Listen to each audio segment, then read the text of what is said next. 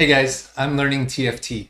In this video, I'm going to go through a process of discovering how to play Renata Reroll. This video is going to be a little bit different than some of the videos I've done in the past, where I primarily have already done the research and then I am sharing the packaged result of that research. So in this video, I'm going to go through the actual process of doing the research itself to share with you my research process so that you can understand how I go about it, which may or may not be what works best for you. But I want to show some of the underlying research process so that you can learn how to fish for yourself instead of me handing you the fish. A lot of this was motivated by a viewer message that I received on Discord. And I asked ChatGPT to summarize the person's message. They actually wrote me like a one-page message on this. And I asked ChatGPT to really briefly summarize it just so that without personal details, since they shared some stuff that they really opened up about, and I really appreciate that they did do that. And I want to respond to this publicly in this video because I feel like a lot of people are in the same place as this person, or have been in the past or will be in the future. I certainly myself have felt the way that this person feels right now.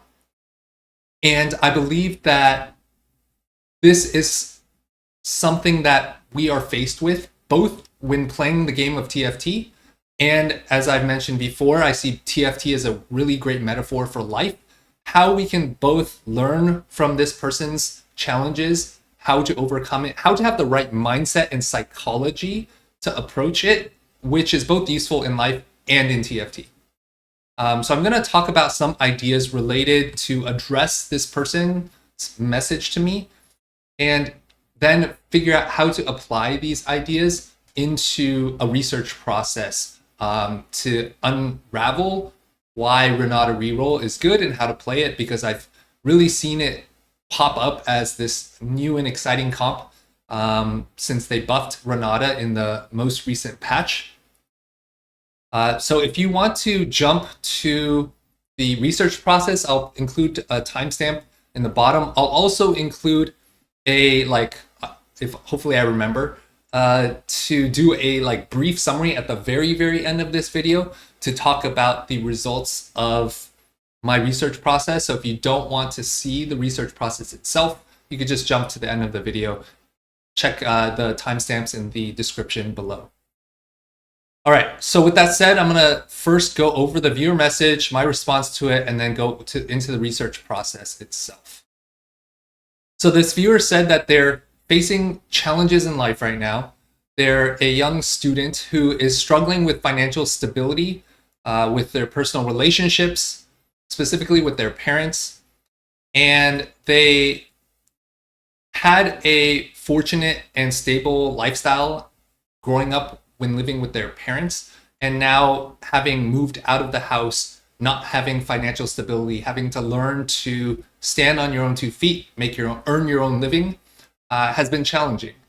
And this also really resonates with me personally because I think about this a lot when I am trying to instill values with my kids, since I fully recognize that my kids are growing up with a ton of privilege.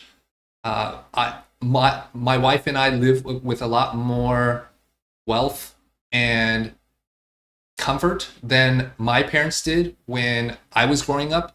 And so stuff like our budget when we go on vacation, or the fact that our kids are going to private school, just the level of built-in comfort in my kids' lives, I want to find a way to balance that so that and we've already told our kids, when you turn 18 or we expect you to move out of the house, and we're not gonna pay you for your standard of living. Our number one priority as parents is to teach you how to be a grown-up that can be independent. We actually have a family values tree where at the top of the pyramid, it's kind of like Maslow's hierarchy of needs, is earn your freedom. And if we have done our job as parents, it is that we have provided you with a foundation of love and support that you believe that you are a capable, love-worthy person, that you have something to bring into the world, that you can stand on your own 2 feet, that you should be able to pursue your passions and earn your freedom so that you can both offer value to the world and that others can do the same back to you. And a lot of that is in the educational process and the mindset over giving them a bunch of money. And that is also the underlying motivation behind me providing this type of content, is that I see both a lot of challenges in the world today, but also a lot of hope. And the biggest gift I believe that I can give anyone is to shift their mentality and psychology to help people create a level of confidence in themselves to be able to learn how to stand on their own 2 feet, but furthermore, thrive and pursue their dreams. And so it seems like when I have talked about this stuff, it has resonated and touched people in a certain way. And this viewer mentioned that they admire the balance I've achieved with family, work, and TFT. And like just asking for guidance in personal growth and how to achieve financial independence. So first thing I want to address is velocity is greater than your position. And I think part of the challenge, especially for young people who grew up in what is, from a technological standpoint, a very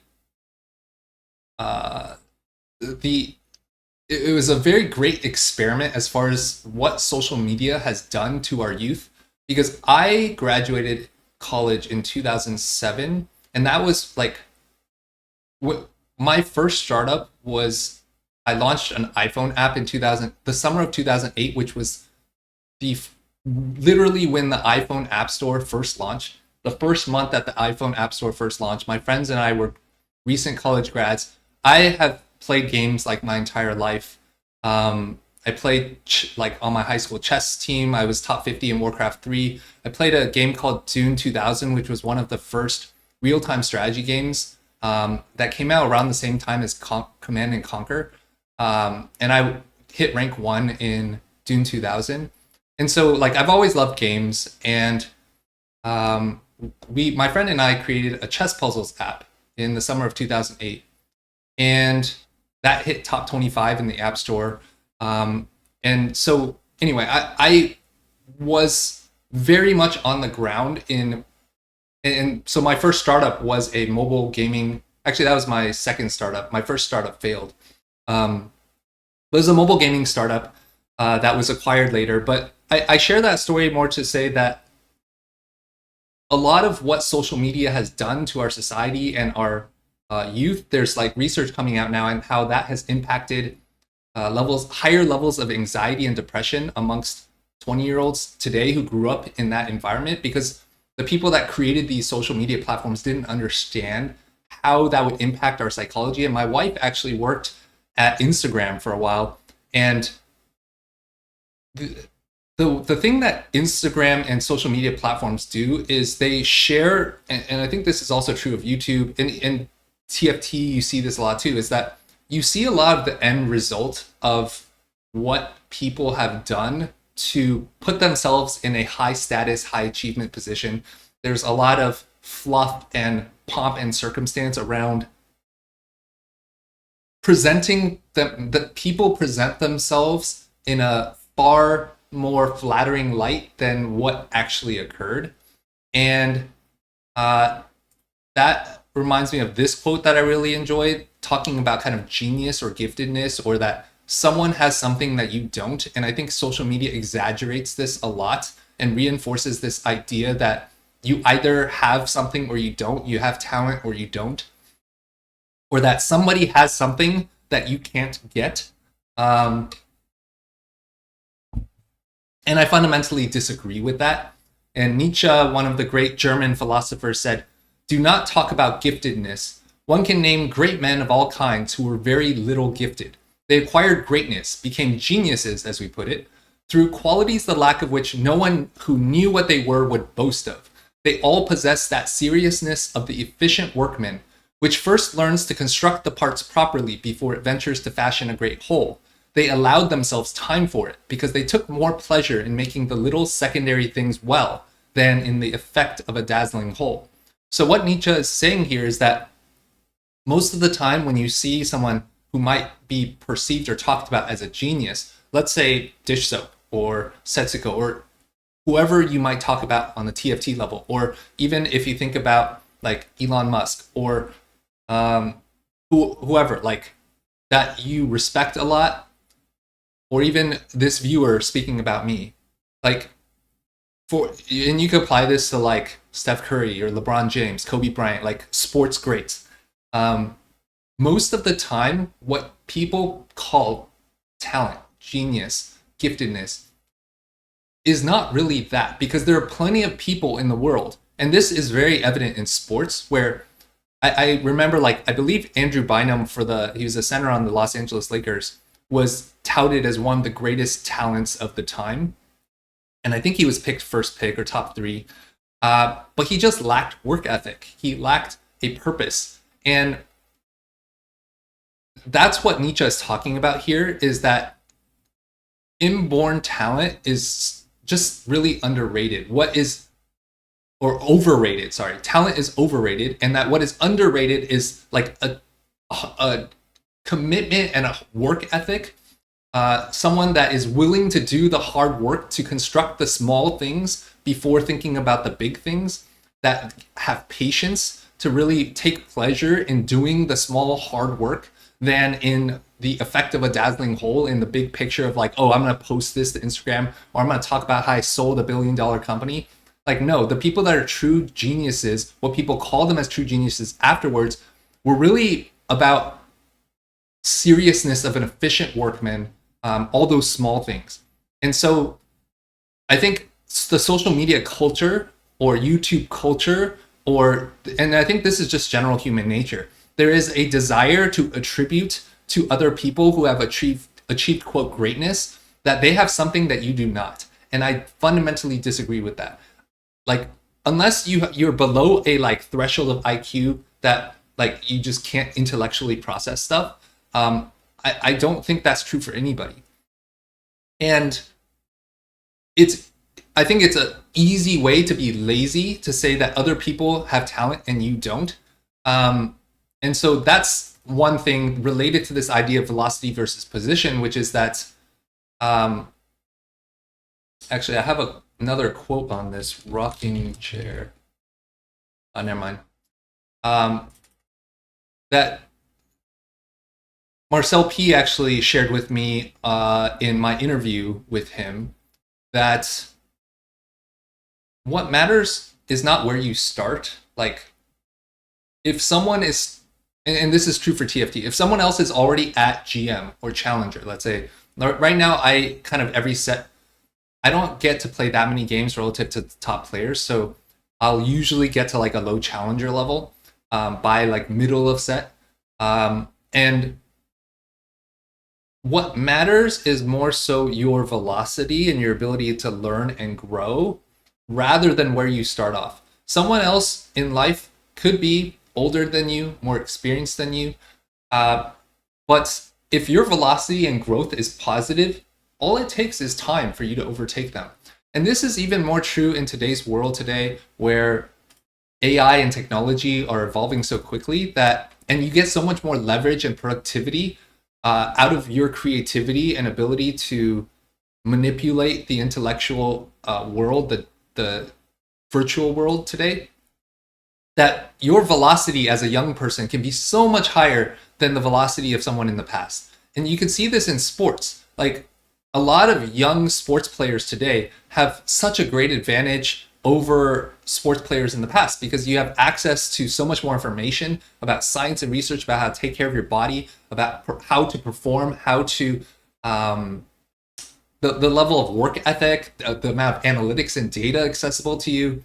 And so a lot of it is about confidence, but I'll also talk more about kind of small steps and patience.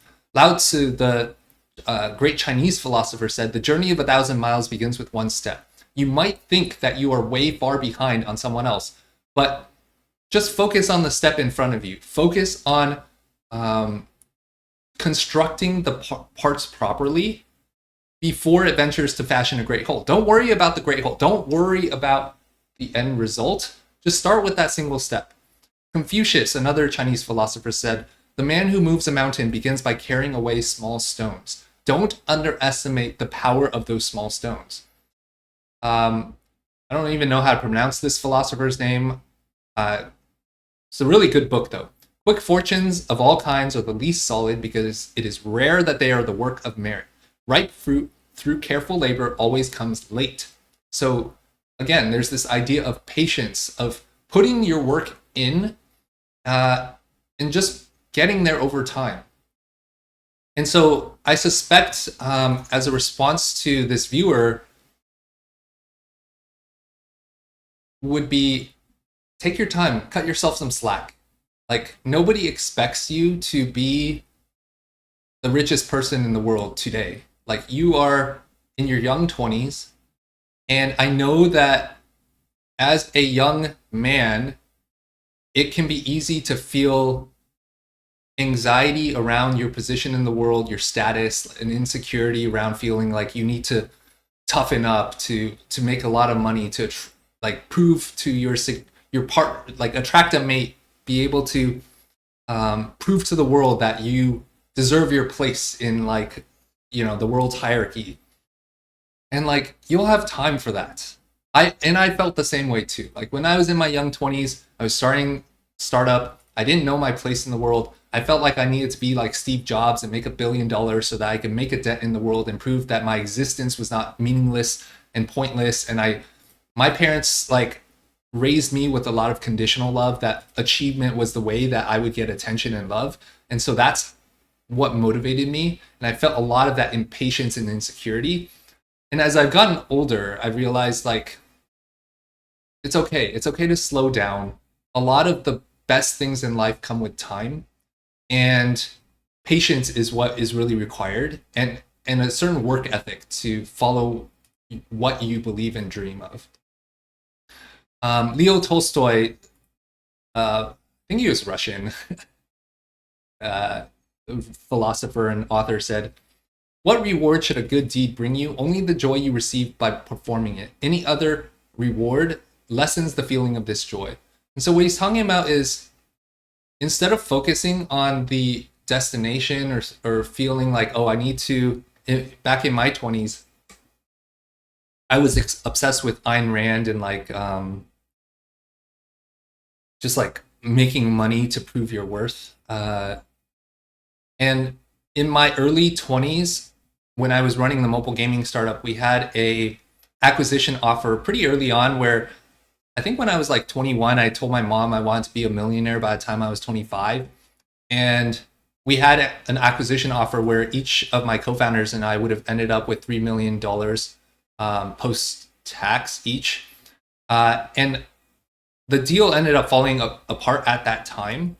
But I always thought that if I made that money when I was like in my young 20s, that would fill that void in my heart, in my insecurity around who I was. That if I just made money, like, people would view me in a positive light, that people would love me. And that was not the case. If anything, it actually magnified that void that I felt, the existential anxiety that I felt. And so what Tolstoy is saying here, and a lot of philosophers have talked about this, is that the external achievement, the external status and wealth, those rewards are not going to fill the void that you feel. The thing that will fill the void is the joy that you receive by performing something solely for itself. It's about the thing that you are doing. It's about what Nietzsche is saying. They took pleasure in the little secondary things instead of the dazzling whole, right? So going back to like my process later, I'll go into how I go about researching Renata, or when you're playing TFT, it's not about the end rank that you achieve. Like, sure, last set, I think I peaked at rank 24 or something at Challenger. Of course, like, that was at the end of the set when like all the top players were just like not playing, and so they're LP DKing. But like, I've hit a lot of top ranks in previous games, and like, yeah, those things are fun. Like when I was working on my mobile gaming startup, we had an app hit first in the App Store, and we generated a lot of users, revenue, like raised funding off of that, and that was a nice high. But that is not the reward, because it's a fleeting thing that passes.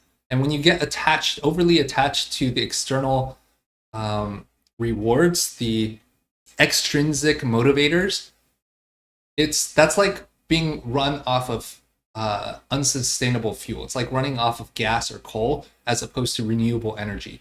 Renewable energy is the intrinsic reward. It's the present moment feeling that you get out of doing something that's challenging and hard, and that can bring you joy in the present moment, as opposed to the applause or the external rewards that you might get for being able to prove to someone else that you achieved something.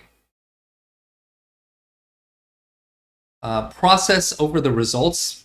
The Bhagavad Gita, one of the great Indian spiritual writings, said, "The wise man lets go of all results, whether good or bad, and is focused on the action alone." And Robert Louis Stevenson, the poet, said, "Don't judge each day by the harvest you reap, but by the seeds that you plant." And so again, it's this idea of let go of those results, let go of course, you have dreams, and I believe dreams make life worth living. It gives us hope, it gives us motivation and energy. It can be powerful to be aspirational.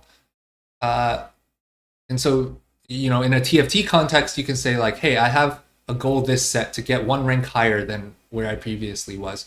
If you're a GM or challenger player, you might say, I want to play in a tournament. I want to achieve this in a tournament.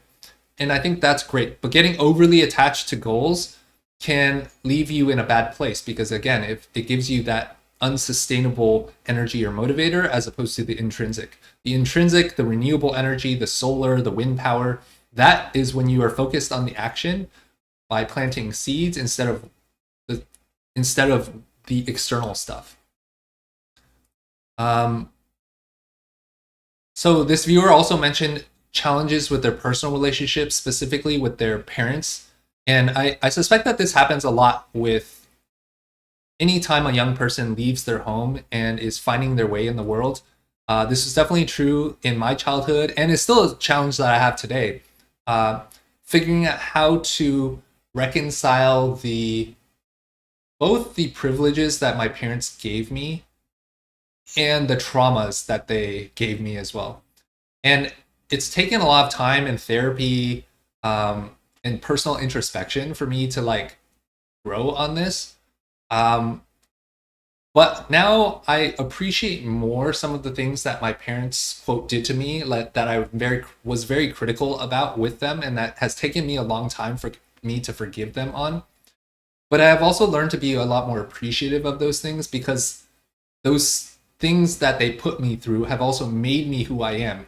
They have given me great strengths and also great weaknesses, but I wouldn't be where I am today with the privilege and fortunateness that I have today to do what I do today without those experiences that my parents gave me, both in the positive and the negative. And furthermore, in my 20s, when I was running my startup, I valued all my achievements more than my relationships. And it was a very lonely place to be. And I suspect a lot of young people today fall in this category. And there's like research that backs this too, that the number of friends that people have who they feel like they can really open up with and talk to about personally vulnerable things, insecurities that they have plummeted over the years. And I believe this book that I'm referencing was like written 10 or 15 years ago. That number 10 or 15 years ago has fallen to like less than 3, or maybe it's like closer to 1. That most people on this planet, when confronted with heavy anxiety or depression, feel like they have 1 or fewer people in the world that they can actually talk to. like that's a very lonely place to be, and I felt that. I have been there as well. And I have learned that a lot of that is motivated by, again, this social media culture where you feel like you can't be vulnerable for fear that other people are going to judge you, that they're going to look down on you. Um, and I've learned over the years that like that is a fake message produced by a culture centered around materialism and consumerism and capitalism. And I'm not, I want to be careful because I believe capitalism is the best system that human society has come up with for progress and figuring out how to scale human cooperation. But it comes with significant psychological downsides as well. And one of the things I've learned in the process is that people are more important than your things and achievements. This is also why I'm creating these videos. It's why I enjoy TFT as a game relative to many of the other games I've played in the past. This game and this community, I believe, is so passionate and interesting. And that matters to me more than hitting a certain rank in TFT. There's a Turkish proverb that I really enjoy that said, "No road is long with good company." That, and I really believe this is true, and I apply this with my kids.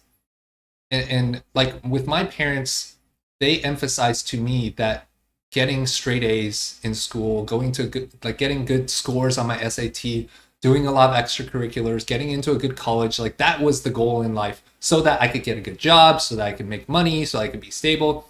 And like I've been fortunate that those things have all worked out for me. Now that has come at great cost to my like psychology, and I've had to go through again a ton of therapy to be able to grow from that and figure out how to transform that pain into a strength. But I have learned in the process that at the end of the day, all humans that are born on this planet will die. We are all here for a short period of time. And we will all struggle. We will all face pain and insecurities about our mortality, about our place in the world, about whether we are lovable, whether we will find people in this world that align and want to be friends with us. We will face hardships. And what my wife and I really want to consistently pound home with our kids is actually our relationships are more important than what you achieve. And that is so true in the world of the future, where we have very little idea about how AI and technology are going to transform the world, how virtual reality is going to transform the world, how that affects our sense of identity in the world. And so, yeah, one suggestion I would have for this viewer is that I am still learning how to do, frankly, with my parents, is focus on your relationships. Like, people are important. If you can afford it, therapy can be extremely helpful. Even if you can't do therapy now, like a lot of people are just doing therapy with ChatGPT. If you feel like you can't talk to somebody about the hard things in your life, talk to AI about it. There's actually a lot of AI like therapy options that are very affordable today, and even ChatGPT can do it. Like ChatGPT now is like one of the, even if you don't have money, I suspect purchasing a ChatGPT subscription will be positive ROI from a financial standpoint in the long run. Because if you can address your psychology, that will permeate out in everything else in your life, and the money will follow. Like the money is not, it's just like when people like top TFT players say like, don't focus on LP, focus on learning, right? Like if you focus on the right things, and this goes back to this genius thing, the small, take more pleasure in the little secondary things compared to the whole. Like the whole dazzling goal is like, oh, you hit rank 1 or you get a bunch of LP, you win a tournament. The small secondary things, that's what you focus on, because that is the input that leads to the output.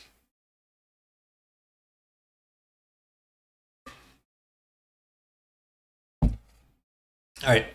Another idea is focus on being a beginner over being an expert. And a lot of times it can feel very intimidating when it seems like everyone around you is an expert.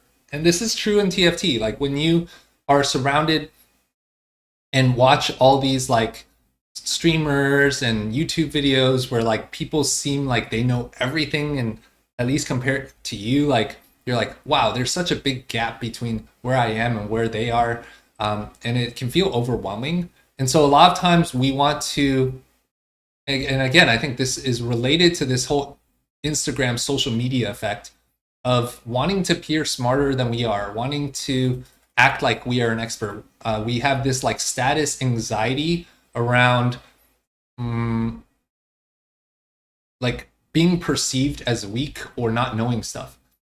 And yet that beginner's mindset is exactly what we do need in order to improve and grow.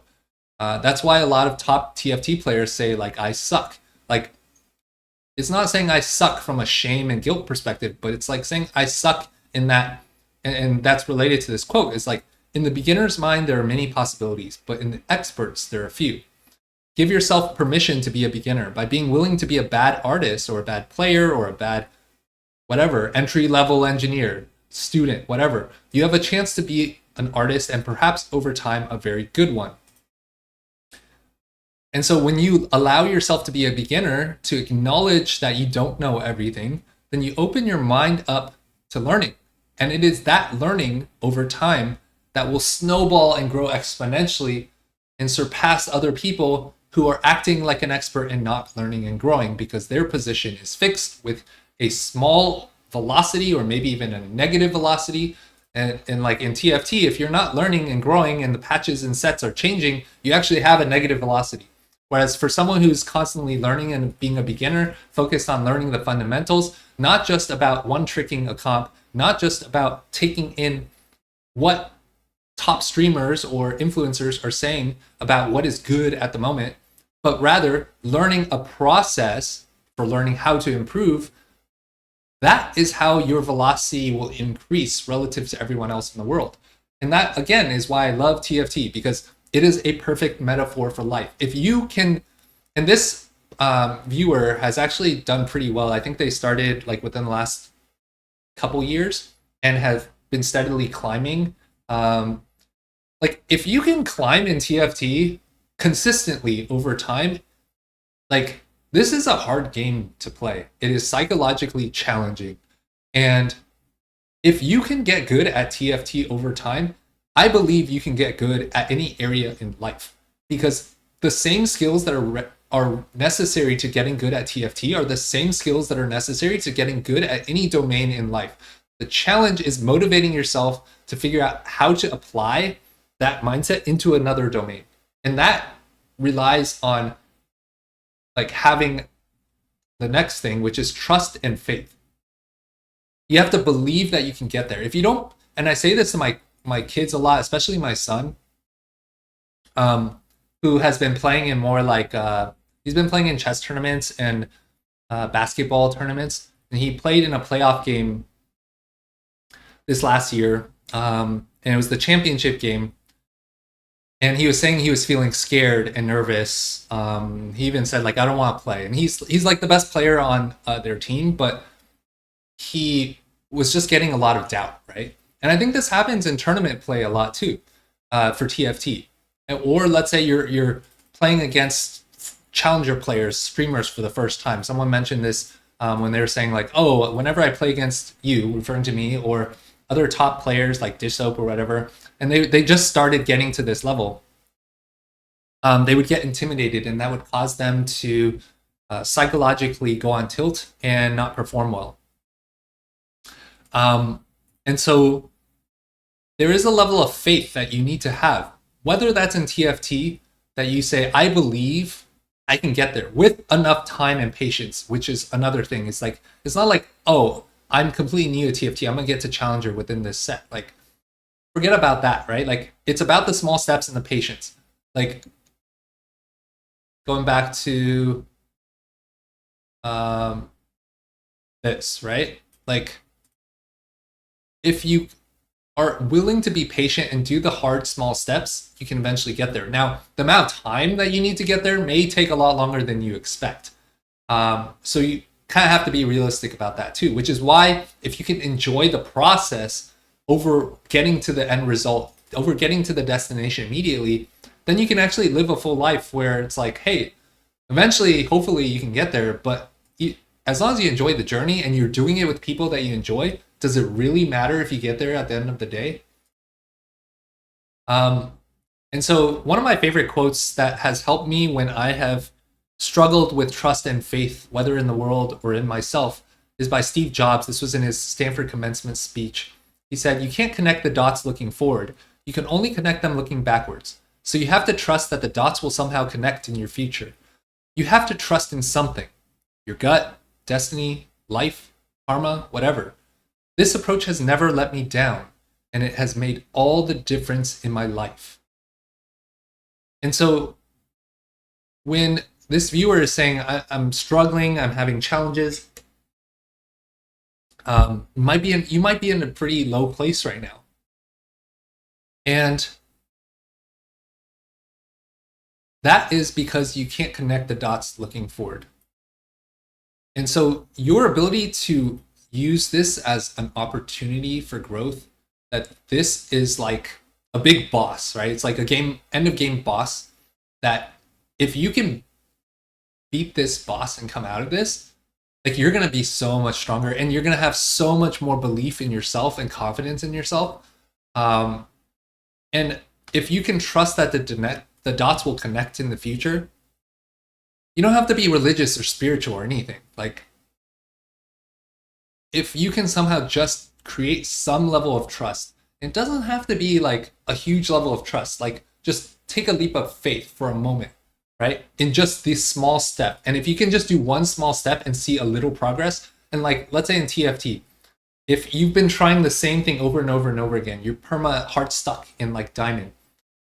If you can trust that the dots will connect and try something new, try a deliberate practice, try something, be a beginner, step outside of your comfort zone, do the thing that you have been uncomfortable about doing and have been procrastinating on, trust that perhaps it can work. Do that a few times, because you might need a larger sample size, right? If you just do it once, like, you could just get unlucky. If you do that, like, it will make all the difference in your life. Alan Watts, one of my favorite philosophers, porting like Eastern spirituality over to the West, said, "Faith is, above all, openness, an act of trust in the unknown. It is a belief that it can be very easy to say that the world is out to get us, that the world is an evil place, that this world is unfriendly to us. But if we can act with a degree of faith and openness that perhaps maybe that is not true, maybe our own psychology is reflected back upon us." And I know this is a very woo-woo thing of like law of attraction stuff, but I actually really do believe it. And I've seen this work in my life and in my coaching clients' lives and in my kids' lives, that it's like the golden rule. When you put positive energy out into the world, it is reflected back upon you. You can see this in TFT streams. Like, when streamers have a very toxic attitude and approach, their chat becomes very toxic in response. When you have a positive attitude and constructive, then your chat will be positive and constructive. I have found that when I create these types of videos, I'm trying to come from a place of positivity, of giving back, of talking about stuff that can be helpful both in TFT and in life. And that positivity has reflected back on me and has really been tested in this whole data drama over the last week. And so many people have come out really supporting me and offering me a lot of just constructive feedback, asking me to please keep doing what I'm doing. And that's really meant a lot to me. And I think a lot of that comes back to like putting positive energy out, and then that is reflected back from the world. And so a lot of that times that can be hard because we put positivity into the world, we're vulnerable. And the other thing is we kind of have to learn to have a thick skin, because there will be people in the world that want to attack you when you are vulnerable. And the key thing is, and this comes down to the evolutionary of cooperation that I've talked about previously, all you need to do is find a close-knit group of people that when you are vulnerable, if they're not attacking you, okay, if they are attacking you, you shut them out of your life. But if you're vulnerable and someone's opening up to that vulnerability and being receptive to you, like welcome them into your lives wholeheartedly. Because all you need is a small handful of those kinds of people, and then slowly that will grow, right? Like there have been some people in this channel that have come in to attack me, but most of the people have been quite supportive. And when that culture holds, it kind of grows steadily over time. And this is very relevant in startup culture when you're trying to create a passionate um, evangelist following over a product in the beginning. Just focus on that core group of people in the beginning. Have trust and faith. And lastly, connected to like this trust in the unknown, Kamal Ravikant said, "Here's what I've learned about habits and patterns that don't serve us. There's a moment of decision where two paths stretch out in front. One choice calls for the old familiar, the other unknown. Magic lies in the unknown." So when you're willing to have faith in the unknown, and this applies both to this viewer as well as to when we are confronted with a new patch or new set in TFT, it can be very easy to just stick to what you know. Stick to what's worked for you in the past. There was one person in my last video that was like, this patch sucks. Like the developers suck. Like I was climbing greatly last set, I hit challenger, and this set I came and I'm hard stuck, right? Like that is a mentality of being stuck with the familiar and the old. When you can lean into the magic of the unknown, when you can do the small steps and the patience, focus on the process and journey, there really truly is magic in the unknown. And that is why I also love TFT. If you compare and contrast TFT to a game like chess, chess is the old familiar. It is static, it does not change, it's very familiar. TFT is so fascinating because it constantly changes, not because it's static. And that is so true in the world that we live in today, and will continue to accelerate in the unknown. There is so much that's going to be unknown, and if you can figure out how to embrace the magic of the unknown, have trust and faith in it in TFT, learn how to do it in TFT, that is a metaphor for how you can do it in life. And if you can figure out how to do that, you will be in a position where you will be in the top 1% of humans on this planet, and life will come so much easier to you. You will be likely a lot happier. Resources will be a lot easier for you to acquire. And that all follows from mentality over like the results and destination. All right, so hopefully this is helpful. I know I've been spieling for 40 minutes now. Hopefully, if you're still around for this, it's because it was useful. Let me know actually in the comments if you find this kind of stuff helpful or not, whether I should keep doing this length of stuff. If you do like this kind of stuff and you have questions, kind of like this viewer, you have your personal story you want to share, let me know in the comments or DM me on Discord at Learning TFT, because I really do enjoy this stuff. I don't think I can like have a personal like kind of mentor or coaching relationship with everybody because I just don't have the time for it. But for stuff like this, where I actually feel like it impacts a lot of people, and the stuff I have learned in my own life with coaching my executive coaching clients, startup founders, as well as I've coached a lot of my son's basketball and baseball teams, like working with kids and figuring out how to motivate them in their psychology, and then also applying it to TFT. Like I'm very passionate and interested in talking about this stuff. So if you have stuff like this you want to talk about, let me know in the comments. All right, so with that said, let's actually talk about researching Renata.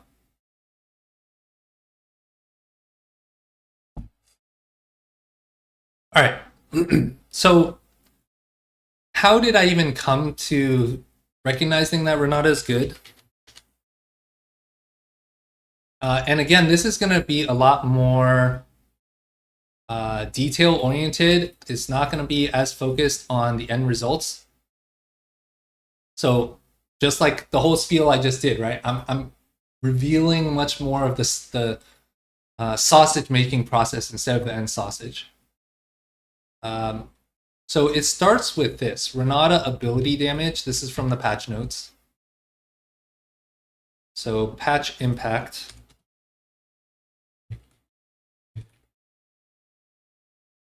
Renata's AP was increased by basically about a 10% buff, which is actually quite large. A lot of the, let's see. So Vex was also buffed.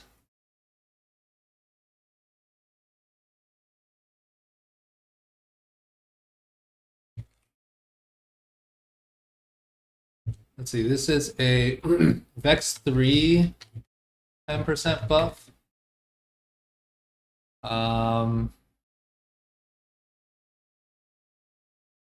What else? Loris. So by the way, I guess I'll just first share the units that are played with this comp is mostly Sentinel. It's basically Sentinel Visionary.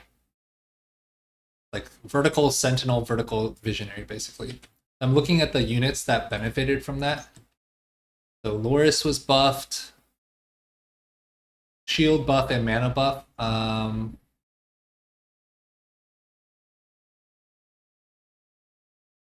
Heimerdinger was nerfed. So this is a buff. So Heimer and Visionary was already played with Renata. And so part of it is shifting like kind of the Visionary Sentinel from Heimer over to Renata, it seems like. Malzahar was nerfed. Rumble also nerfed. Okay, but the big thing is that these three seem to have made early game a lot more viable. And then if any traits were impacted. Doesn't seem like any traits were impacted. Chem Baron was buffed by a lot, so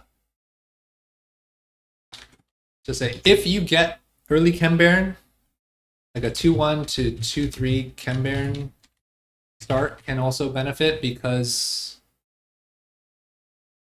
let's see, even if you get like a 100 or 200 cash out, like you could get a Renata 2 and a duplicator. Like this cash out would actually be insane for this comp. You're probably not getting to 300 Shimmer stacks since you want to roll on 3-2. Let me actually pull up my Chem Baron analysis.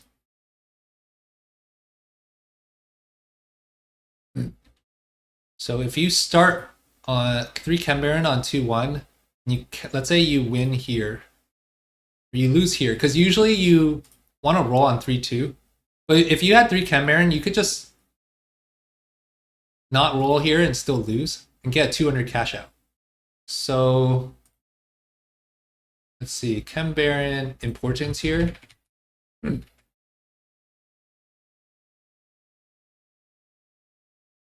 So Chem Baron buff. By the way, this buff is basically like you can get a plus 100 cash out, Shimmer cash out. For the most part. So the Chem Baron importance here is that you can start 3 Chem Baron at 2-1 and cash out 200 Shimmer with a 1, 2, 3, 4, 5, 6, 7 loss. 7 loss.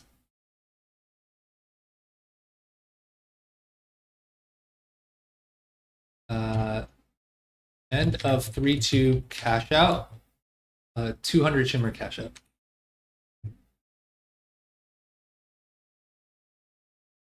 And that can give you, in high roll, a Renata 2 with duplicator. Although if you have a 2-1 3 Chem Baron start, it might just be worth it to go for a higher cash out. So maybe this is more of a, if you are like really close, or let's say you already hit a Renata 2, or you have perfect Renata items and you think you can actually streak with it. You kind of have to compare your what you think your AVP is by going for a larger cash out versus like re-rolling Renata. But you get a bunch of tier 1 and tier 0 items. So I also want to see what are the good Chembaron items. Yeah, larger sample size. Okay, if it's tier 1, what happens if I no? Salvage revolver.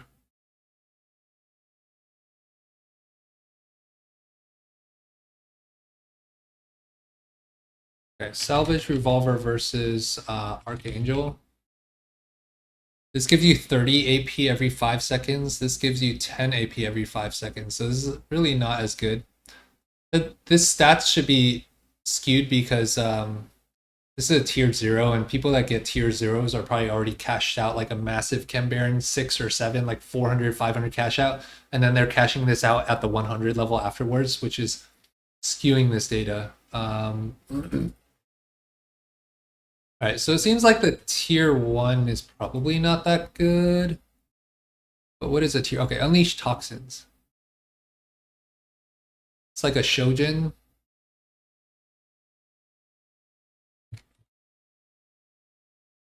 Shojin gives you 5 bonus mana.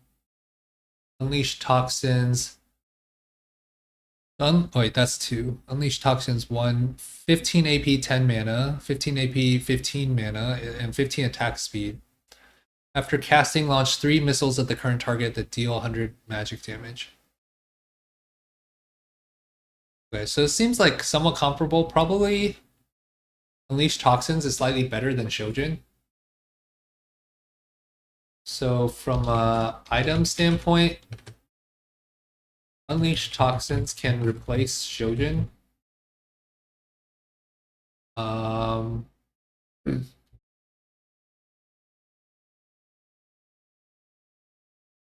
What else? Shimmer Bloom. Increase healing and shielding by 20% every 8 seconds. Gain 300. This is probably super broken on this.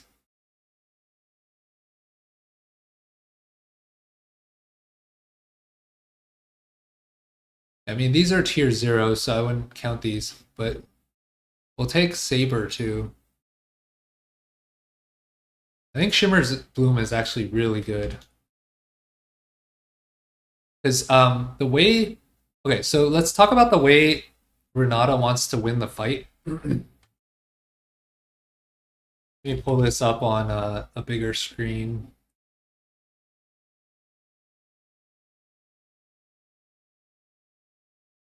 Okay, so Renata kind of reminds me of there was a, I think it was like a Seraphine reroll 3 when Seraphine was a 3 cost. Not when she was like the mage one, but there was a Seraphine build where it was like a sustain scaling comp, and this seems similar because she fires missiles, but she also shields. And so it's really this shielding combined with the intense tankiness of Sentinels because they have so much armor and MR. And then you build Archangel so that this shield grows over time. And from what I've seen, it's actually combined with Singe 3, where he has 60% durability and then boosts the Renata's attack speed. And so they can like kind of go infinite together.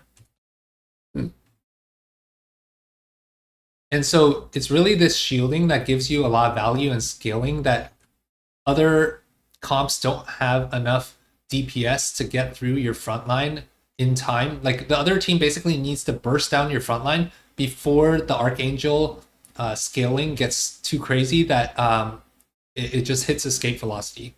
and it seems like Shimmer Bloom would amplify that ability since it increases healing and shielding by 20%. Especially if you can also get a redemption in your front line.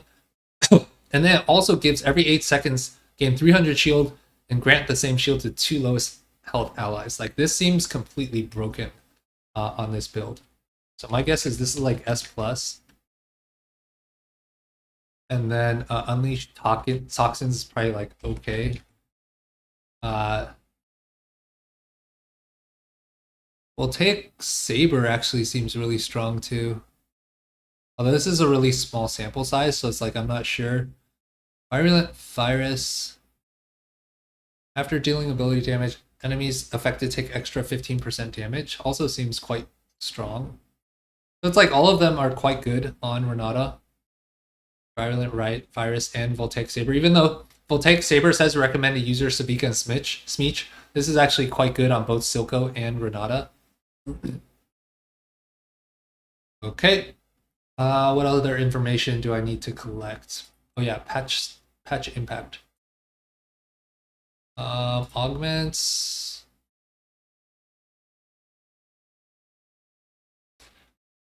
Nothing that immediately comes to mind. We can take a look at some of the VODs so that we can see what augments people took. Okay. Early game. So here's the comp on meta TFT. And one thing is like this stat doesn't look good. Likely because people don't know how to play it yet. Let me see if it goes up at... Alright, let's go... This is Diamond, 4.78. Still 4.78. 4.73, slightly better at GM. Still 4.85, okay. But I've seen this work in some players, and at Macau, it seemed like people were playing it a lot. So my guess is this will improve as people like figure out how to actually play the line. Also, I suspect like where's Singe? Singe didn't show up here, but okay, let me go through units. We filter this back to Diamond.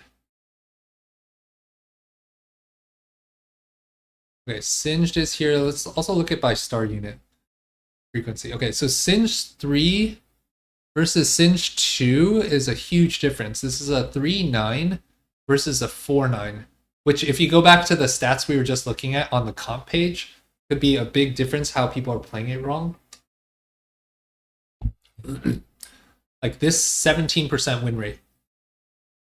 Only next closest is Alawi 2. Aurelia 3 is far less impactful. So WinCon is... what about Rel? Yeah, Rel is actually less important than Singe. So it's really Singe 3 and Renata 3. I'll put Renata first here just because it's viewed as a Renata comp, but it really seems like it's combined with Singed.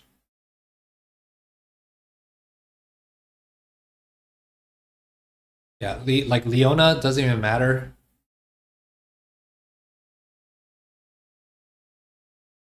Like Leona 3 is actually worse than Leona 2. It's just like a waste of gold. Vex 3 is actually quite important too. Just having a secondary source of damage. So it's actually Nada 3, Singe 3, and Vex 3. Alright, so let me break this down. Renata 3 by herself is... Hold on, let's do this. Then...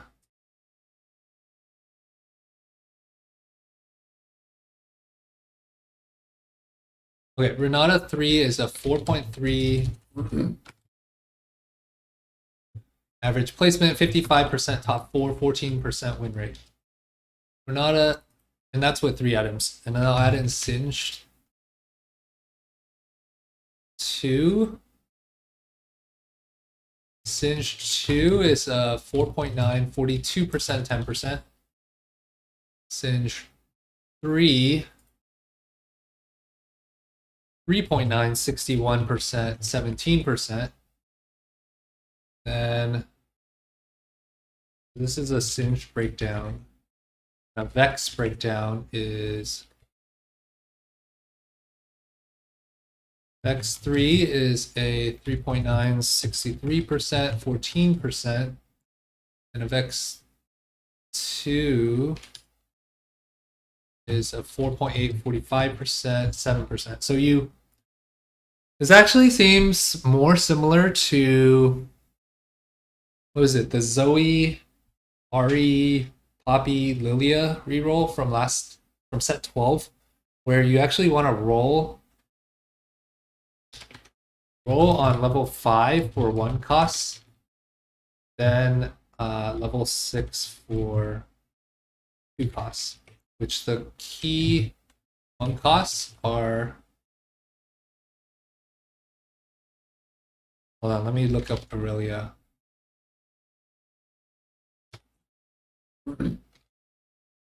Aurelia 3, 4.0, 61%, 13%. Aurelia 2, 4.4, 52. Okay, so in order of priority, the 1 cost is really Singed greater than Vex, greater than Aurelia. So really 4 is Singe / Vex, and then 2 costs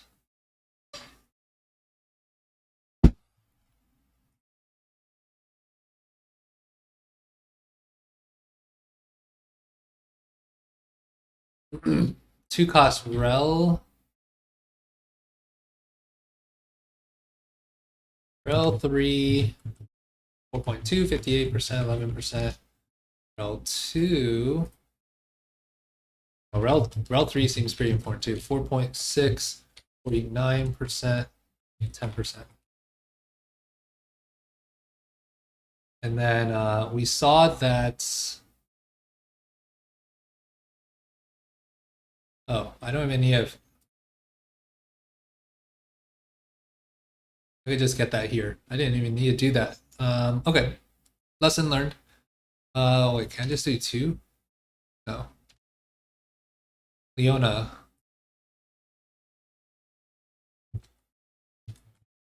Leona 2 was 4.5, 52, 10. Leona 3,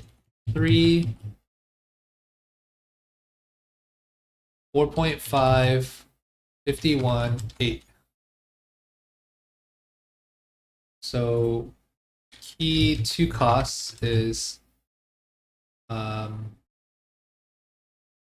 Renata greater than Rel. Like, don't even do Leona. Okay, so you basically need to hit Singe, Vex, Renata, and Rel. So like, if you are able to hit Rel, Vex, and Singed,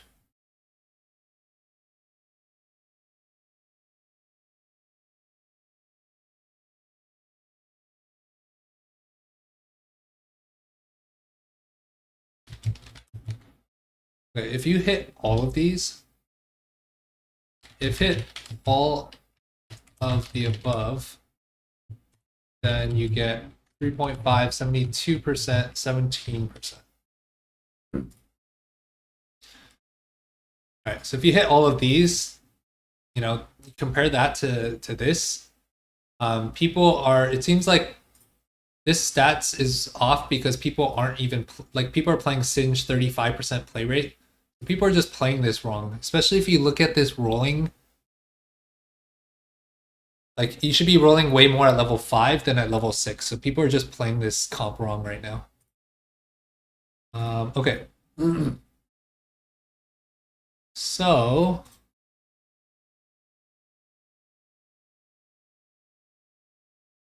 what else? Early.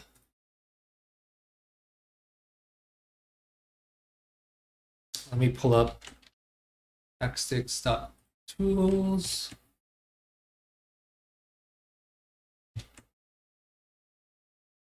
All right, so in the early game, then you're basically just Sentinels, Vex, and Morgana. That's probably your starting, all the 1 costs, and then once you get the 2 costs, so you can also start with a Rebel opener with Aurelia Vex.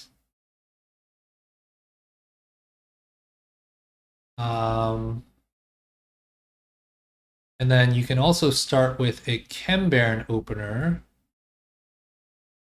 Smeech and who am I missing? Rennie?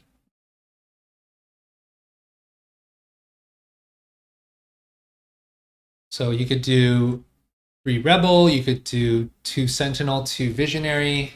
You get Rel, then you can replace Morgana here. So as far as units go, that seems to cover the primary units.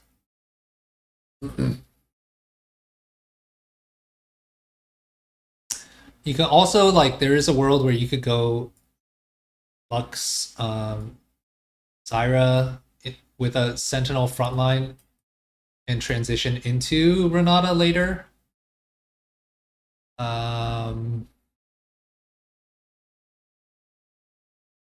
Yeah, I think that covers like kind of the opener. And then later, as you get more Sentinels, like your level 6, you're rolling like this board here. 1, 2, 3, oh, 4. So you can either play at level 6, you can either play 4 Visionary or 4 Sentinel. Depending on probably your item distribution, like what you need. Like if you have Archangel, then you probably just want 4 Sentinel to just have more time.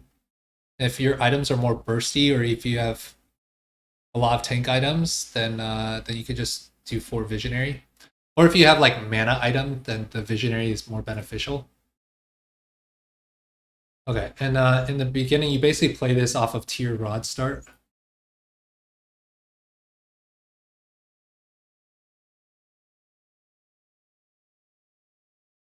All right, so this is what the early board looks like.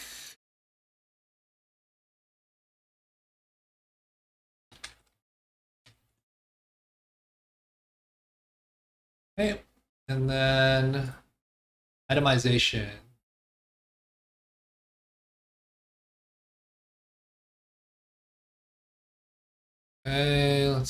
Okay, we'll start with Renata. So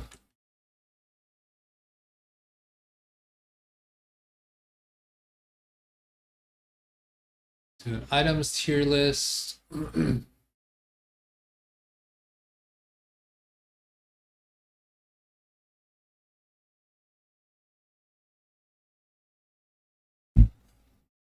Builds wise, it's Shojin, Archangel, Nasher. Which again, it's really about scaling. Like Visionary benefits from mana gen. Archangel, you want to scale the shielding. Nashers lets you cast again more frequently. Yeah, like this is basically the build. This seems like it's almost like a hard force build.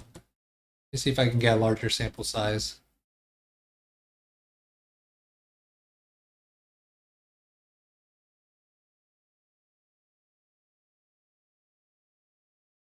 I want no radiant. So yeah, this is basically this. Double Archangel is not as good. So almost like this is a hard you need very specific items. So sword tier, rod tier, belt bow. And then from a radiant standpoint, Radiant Archangel, Radiant Shojin, Radiant Nasher. It's just all the same item.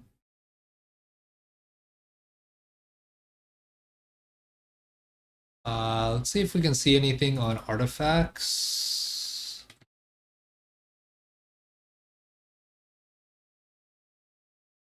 Any emblems? No. artifacts. Mana Zane. Oh, Mana Zane makes sense. Let's get a ton of shielding.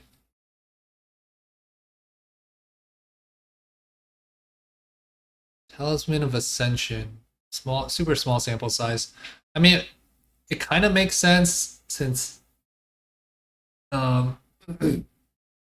this is a scaling front to back sustain shielding comp. I think this is like kind of experimental. I'm gonna put it A because the sample size is so small. Overkill? How often are you gonna overkill? I guess once you get into higher Archangels levels, maybe. Also, all of these are such small sample size. Put Mana Zane here too. Gambler's Blade. Gambler's Blade makes a lot of sense since you the fights are going to be really long, so it gives you the gold you need to be able to get access to your whole comp. I think it probably makes more sense though to move it off of her like late game, but early game I would actually maybe say this is here. Which would make the augment that gives you Gambler's Blade really good.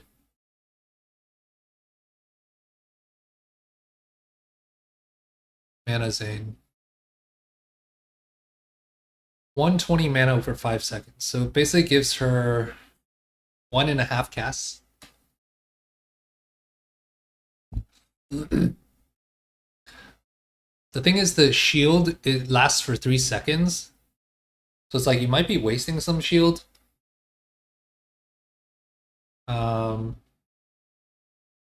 But okay, this seems like a reasonable breakdown. Let me actually see if, yeah, let's do this so we can get a larger sample size on the data.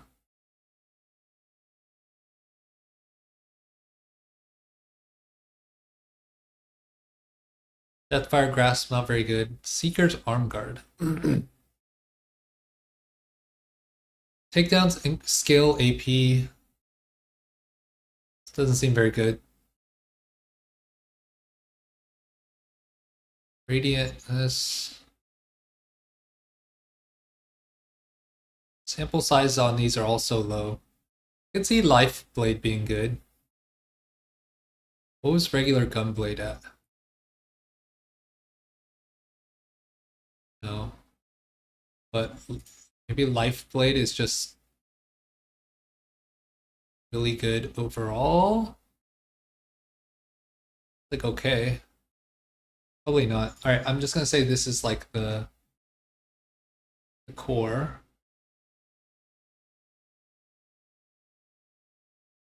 Items, Renata.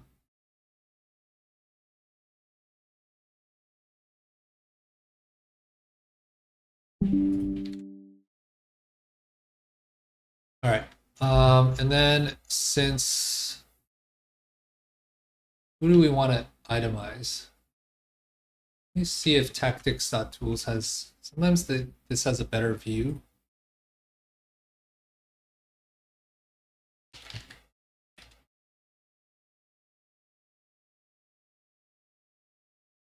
Okay, at least this classifies it as Renata and Singed. Okay, 3 item Singed is about same as 3 item Rel.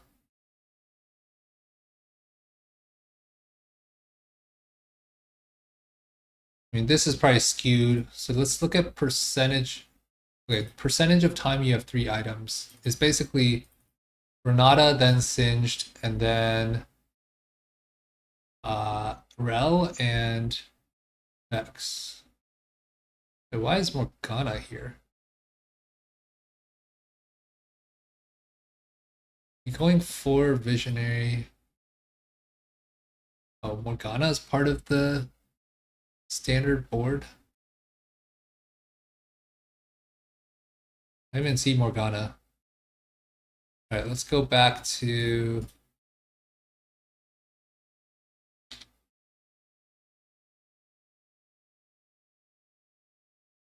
early WinCon here.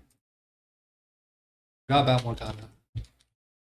Morgana 2 is a 3.8, 65, 14. Morg 3, 3.7, 70%, 8%. Play rate's so low. Oh wait, no, that's Morg 4.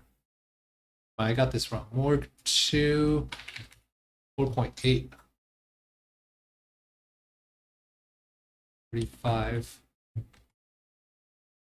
Morg 3 is 3.8. 65, 14. Seems like Morg is more important than Vex. Similar importance. Okay, so Morg slash Vex.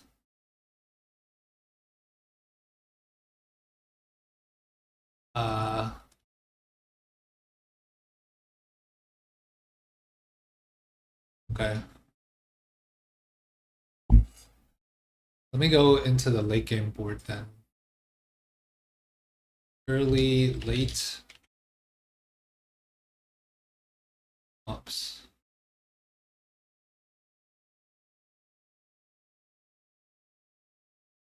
All right, so if you get Victor, this is like the, okay, let me pull this up again.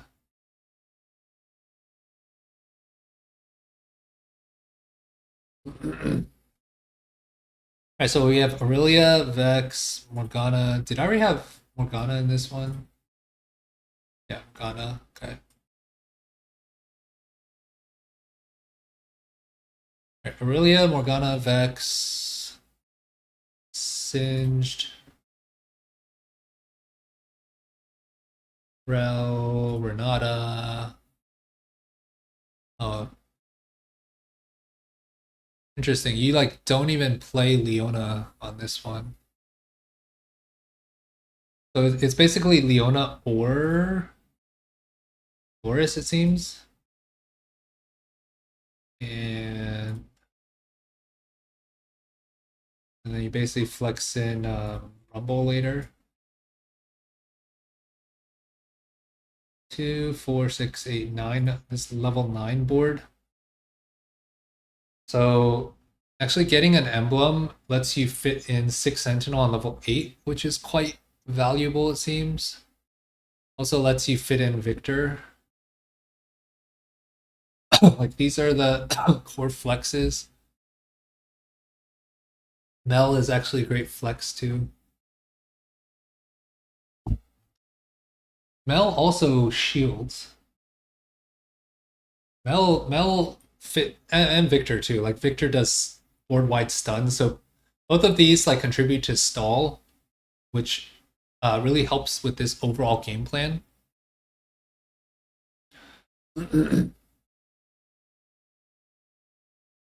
All right, +1 Sentinel is a 3.9 compared to a 4.5. Let's see.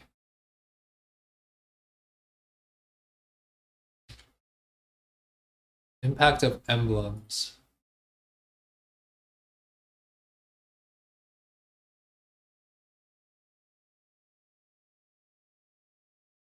So a visionary emblem, 4.4, 53%, 10%.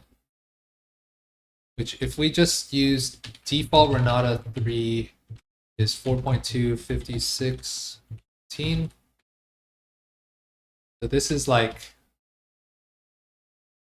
negative EV, negative placements, minus AVP. This is bad. Sentinel emblem 4.2, 57, 12. This is like neutral. Chem Baron.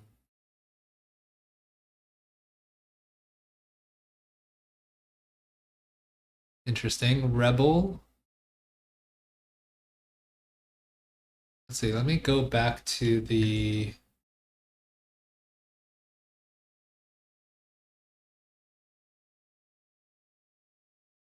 Nada.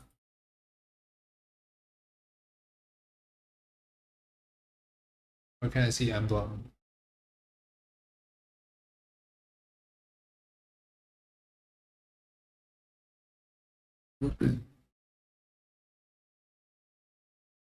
Visionary is just not good. Sentinel is like okay. Seems like this just doesn't really want emblem here. Like the main thing is the emblem.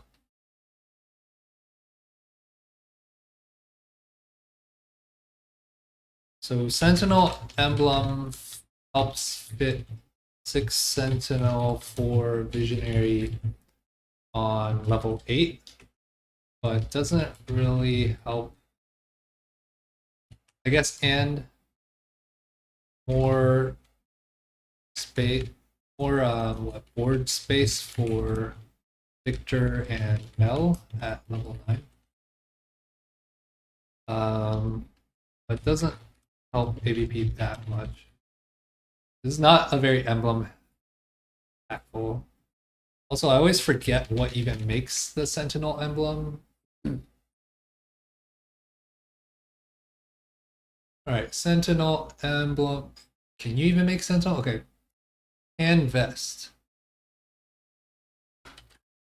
And plus vest. And Visionary is and plus tier. Okay.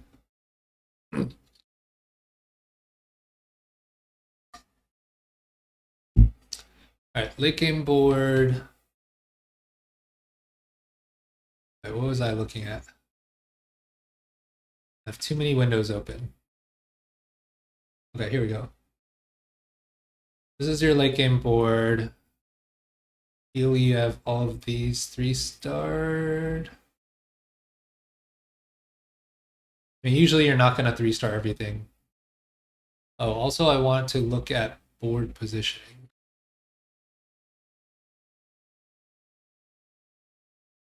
Team builder. Where should we put Renata? Center.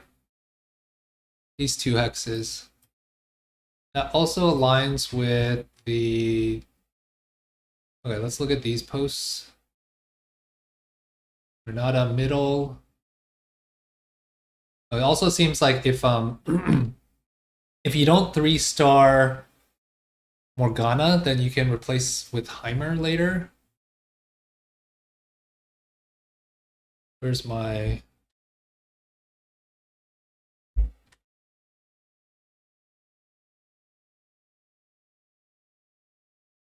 Okay, so Heimer and Malzahar are also late game flexins.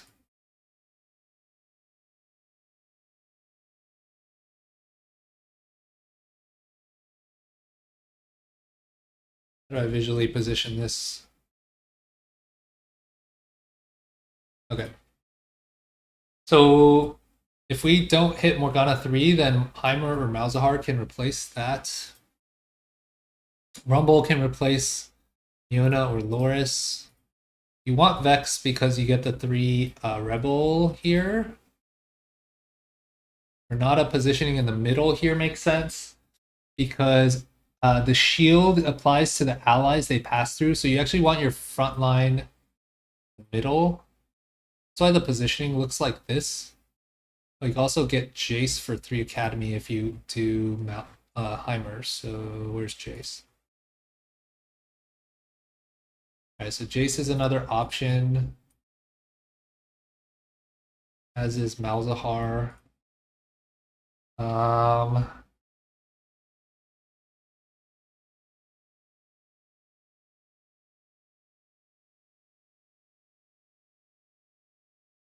Salted Adventure, interesting. Alright, I'll get to worth the wait. Throwing in a random what this makes sense too. Also, this Nunu can go in over Morgana in the mid game as well. But Nami with the the emissary bonus, granting 2 bonus mana per attack with 4 visionary if you're at level 7 or yeah, level 7 seems like Nami could be a good when you can't get like you have 5 Sentinel and 4 Visionary. Nami is a good holder or just a good splash to boost your team at level 7. And then this Reddit post, yeah, positioning is just in the center. Seems like there's also this variant where you can play Swain and LeBlanc. Whoa, why are we putting Renata here? You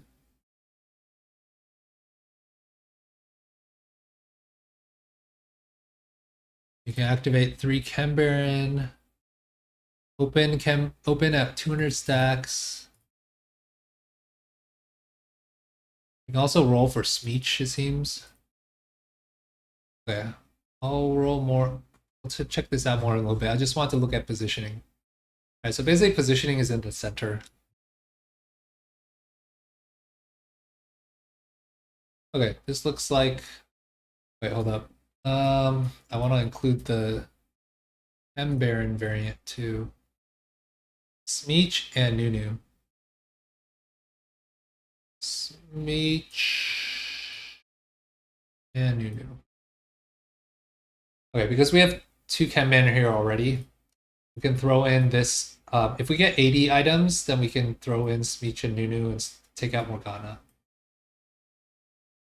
And then play Chem Baron and go for the 200 stack and get the. So let me put the items here: Shojin, Nashor, Archangel, and then your item holder. Singed 95%. All right, so Singed once. I'm surprised Spark is so low here. Static Shift that much better. I guess you just want traditional tank items instead of like these half tank items. Because you really want that scaling effect of the shielding and the sentinel to have maximum effect because that's how you win. So you don't want like Sunfire and Spark on your frontliners. You want like just heavy duty traditional tank items. And then so Spark on Rel and Sunfire on Rel. So it seems like primary tank 3 items, 74% of the time is Singed, 20% of the time Rel. So that's why Rel is your like utility holder, secondary tank, and then primary tank you want like these items. Okay. So then let's do Singed 3-star. 3 items. No Archangel. I want to remove the hero augment. Show item holder Singed. Okay. Now let's create a tier list for this.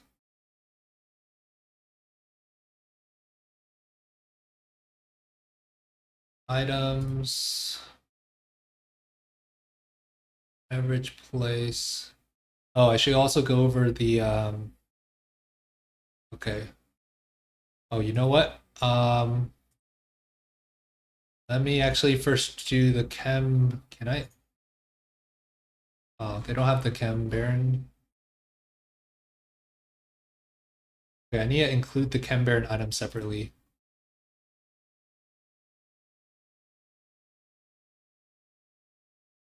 All right, so S is Shimmer, Bloom, Leech Toxins. Greater than Shojin. Okay. And then for Singed, let's go to build.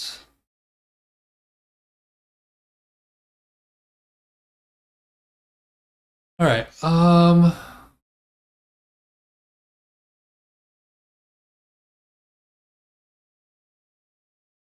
I'm running out of water.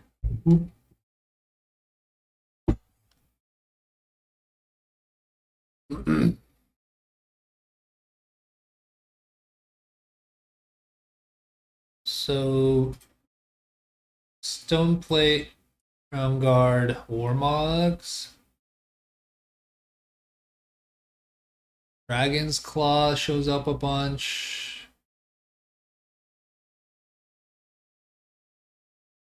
Bramble. Seems suspect unless it's high AD. I mean, you already have enough armor and MR from Sentinels. So this is only if it's a heavy AD lobby. You get the bonus 7% max health, which is probably better if you already have a Warmogs. Redemption seems like it would be quite good. 17% win rate. Steadfast also seems like it's good because durability. Redemption, Steadfast. Where's Steadfast?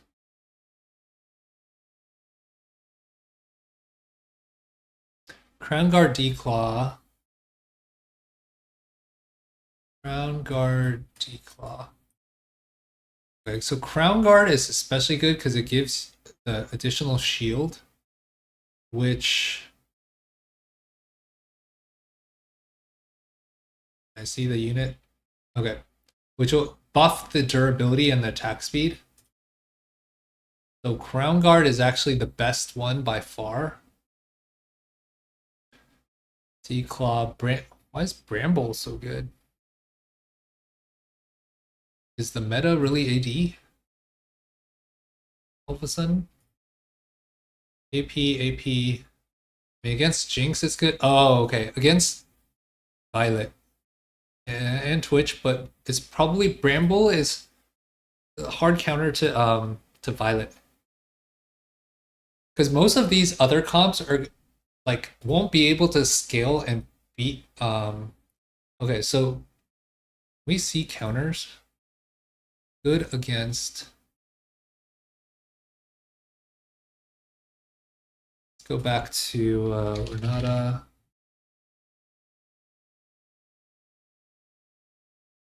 Weak against. Yeah, weak against this. Okay, so Bramble is very specific against Violet.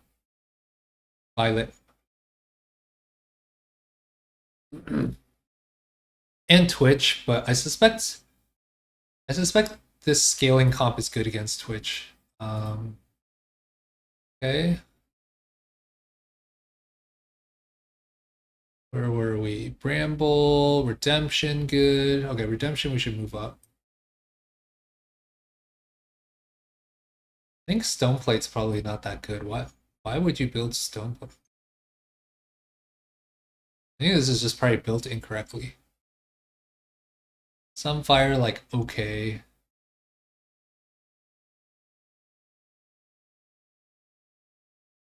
Spark, okay. Probably want to put that on your secondary tank. Vow. Could just be small sample size leftover items. Okay, let's do artifacts. A larger sample size for artifacts.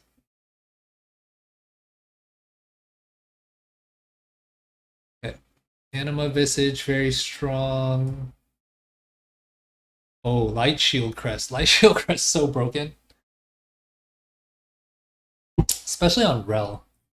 It just supports the game plan of more and more shielding. That's pretty much it.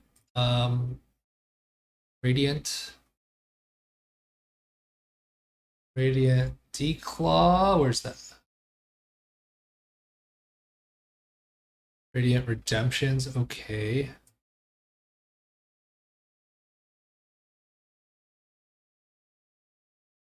And then trait items.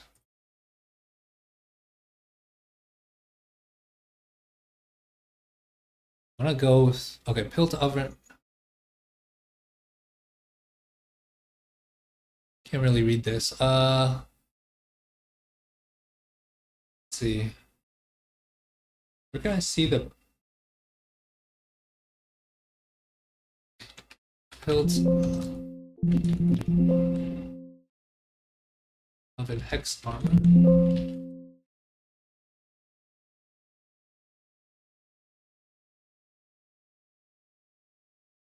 Where can I see this better?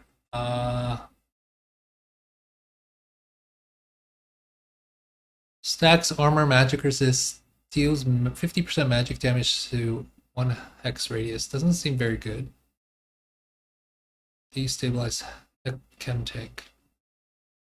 50% health gain, 20% max health. After every 8 seconds, gain a 10% max health. Looks really good. Destabilize chem tank. Right, what is this? Singed?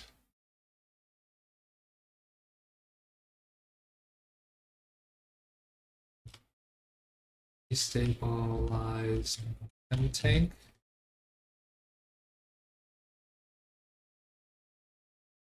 Yeah, just shield, very good. Tier 0. Shimmer Bloom. Increase healing and shielding.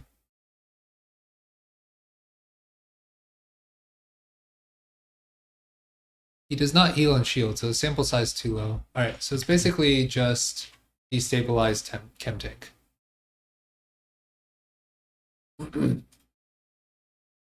Okay, I think that covers the items for Singe.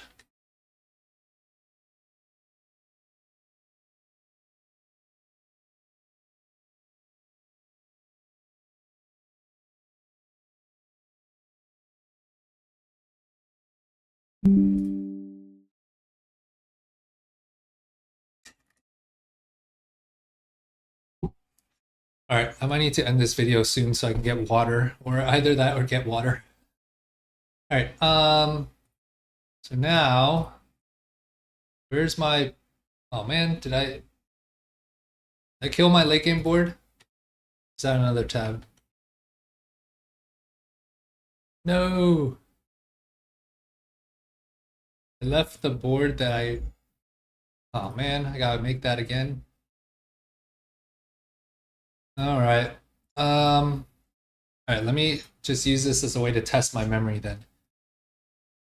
Alright, Sentinels and Visionaries. Morris. So put in all the units, including the flex spots.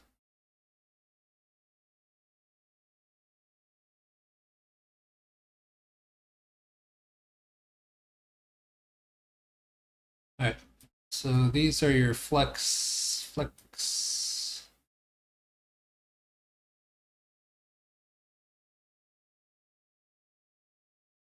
Rumble. Nami. This also was, you could play with Smeech.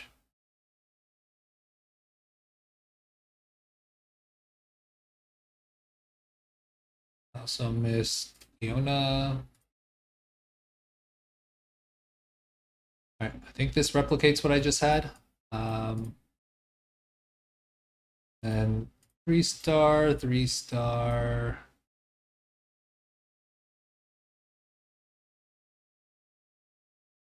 Steely, 3-star, all of that.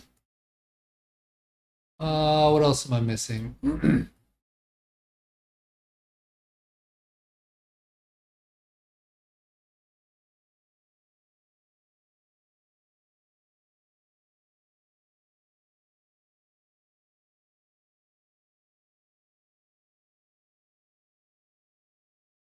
Okay. And then items. Shojin, Asher. Where's Nash? Archangel. Singed wants Crown Guard. Where's Crown Guard? Crown Guard. Warmogs was okay. Dragon Claw was good because it gives healing. And then also the meta is more AP right now. Like we just go to 4 cost units, Silco. Okay, I guess Ambessa. So it seems like maybe the best is actually just what? Oh. So you have Ambessa, Vi, and then Violet running around.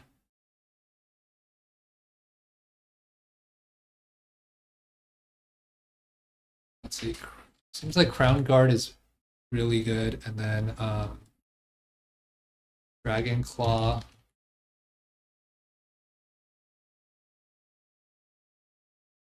We have one that's Bramble as well.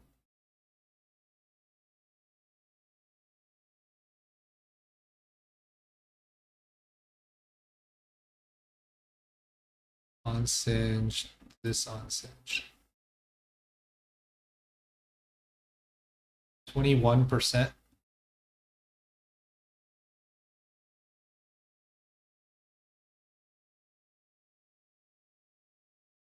Oh, adaptive. I guess adaptive helps him cast more. So does Vow. Oh, double Crown Guard. Double Crown Guard. 3.28. Okay, so let's just say we also double Crown Guard. Good. Which also means for the augment. Where's augment? Crown Guarded is probably S tier.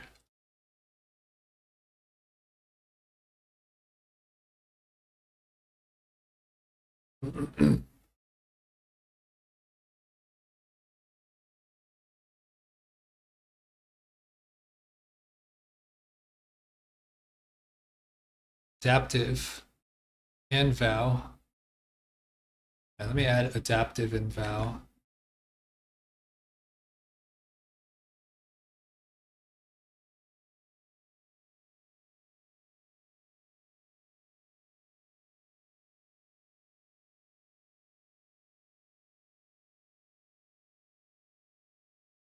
Steadfast. I mean, sample size here is lower. Okay.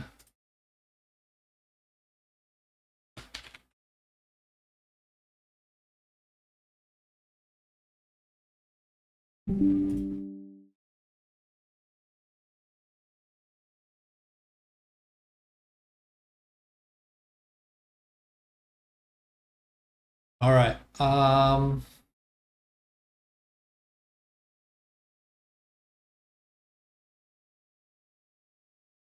Let me make sure I don't lose this now. Late game.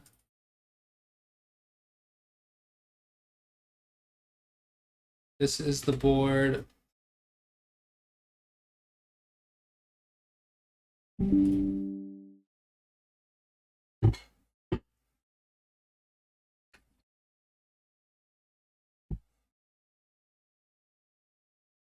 Okay.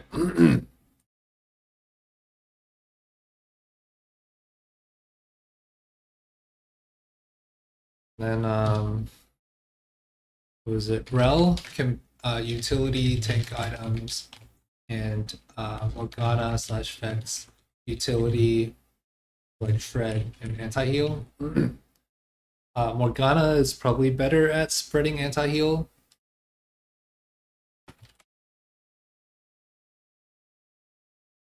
And then talked about emblems, variations we covered in the late game.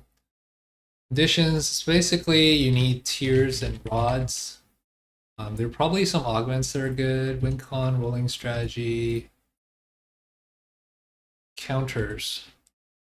Counters is basically any burst comp. Melee that can wrap.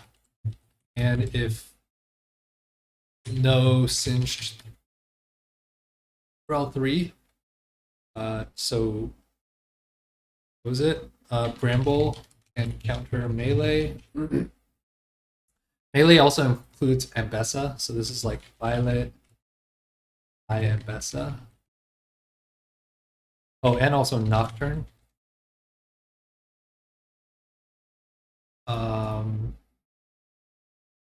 Because we are a sustain comp, any burst comp. What else is a burst comp? Silco sustain or like scaling, timer scaling.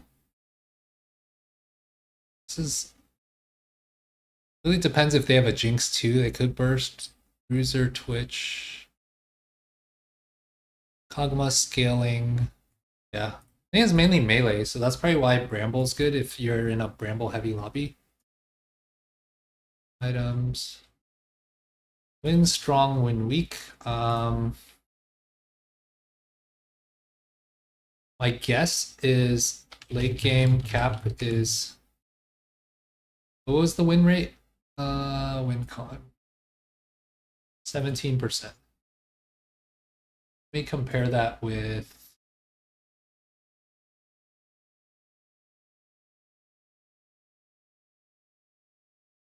this. I mean, you're gonna lose against Chem Baron vertical. I don't know. I need to look at some VODs to see this. But mostly, you're probably strong once hit full 2-star board at level 6, so it's probably worth doing an aggressive roll down on 3-2 to hit that board. Can be strong stage 2 if hit all 2-star 1 costs. And then weak late stage 3, stage 4 until hit 3 stars. Oh, actually, this is not a roll ground down aggressively on 3-2. Rolling strategy should be roll on 3-1, level 5. So this is weak on stage 2, and then once we hit the 2 stars, then we're strong. But we might actually, because we're at lower level, we're actually gonna be weak. Let me correct this.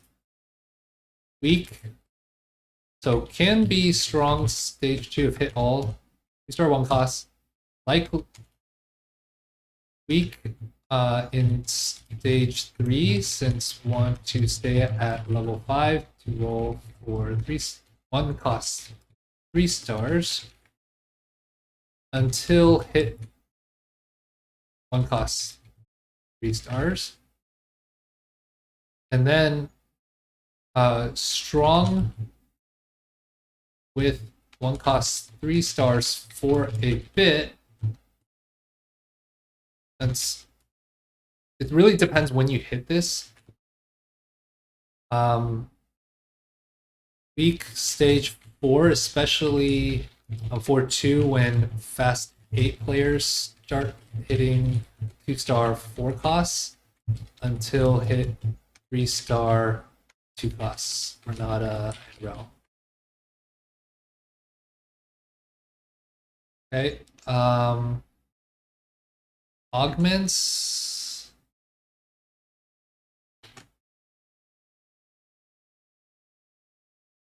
Time or highest condition. Exalted Adventure, Starry Night.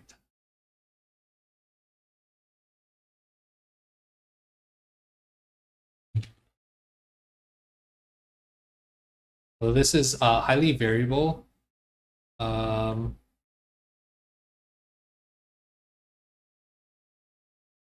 Exalted Adventure, Starry Night, Gold.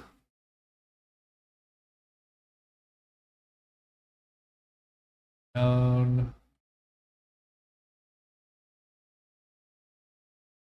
Found guarded. I guess this is S tier because it's so good on Singed.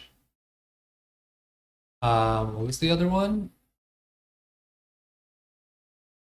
Sentinel emblem. Seems like that was not. Oh, Shield Bash is probably.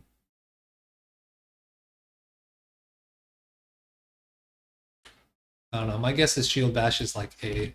Although you can, if it helps you streak because you have 4 sentinel early game. I saw Weijin had like this with just 4 sentinel early game with no backline, and that did well. Sentinel. Oh, sentinel crown with a crown guard's probably really good. So it gives you a crown guard.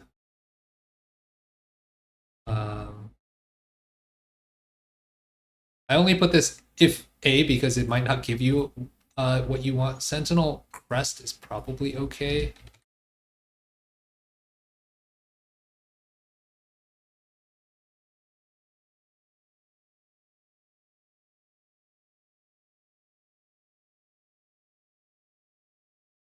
Yeah, Weijin played this. Wait, do we talk about augments here?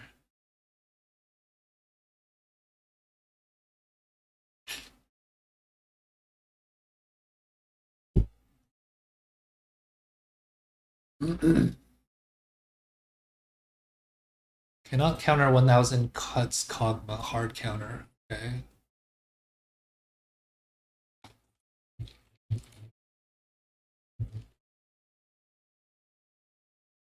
If contested, oh yeah. What to do if contested? Alternatively, you can go towards 6 Sentinel Timer, or you can play Silco, Black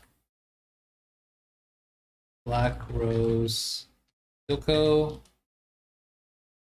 What else are the AP lines? Actually, you can play into Rebel pretty easily. That is actually so. These first two are probably easy transitions. This is harder. Main reason is because you already have the Rebels in the beginning with Vex and Aurelia plus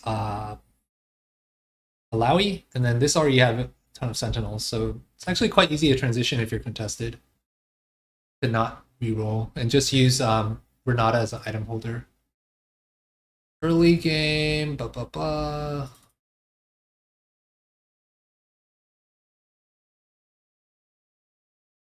Oh, redemption is not recommended since tier is a critical resource. That's a good point. But late game it could be good.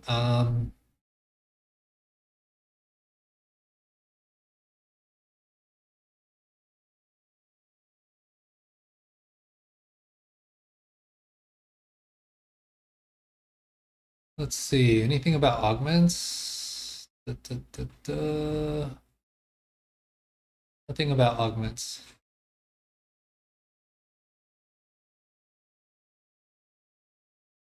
And anomaly? Doesn't rely on specific anomaly.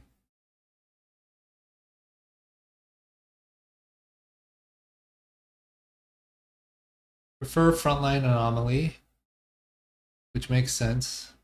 Tank anomaly. Okay, and then I think Kaim was saying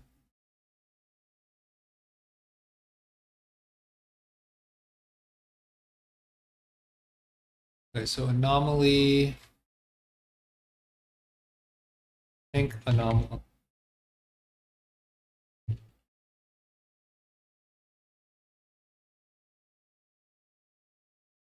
So basically, tank anomalies. Um,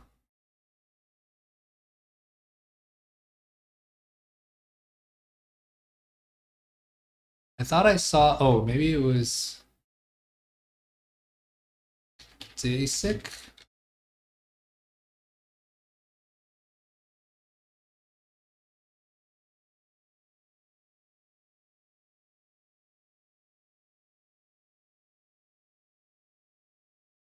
Talked about this as well. Here we go.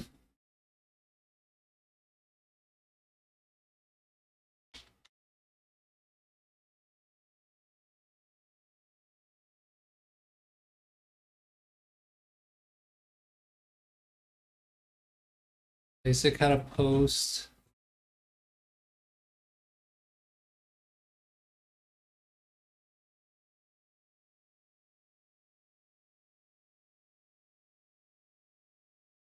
Anomaly, Alawi 2-star Renata. Void color. Oh yeah, that's good. Void color.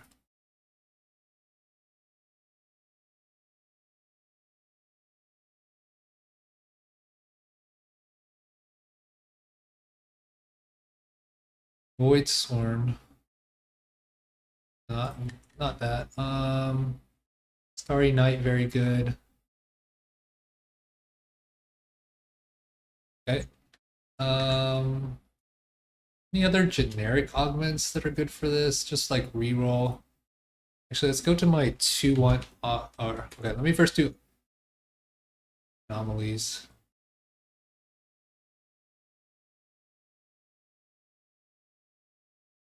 You don't need more armor, magic resists. Deep roots. Okay. Super tank. Okay, fortified, super good.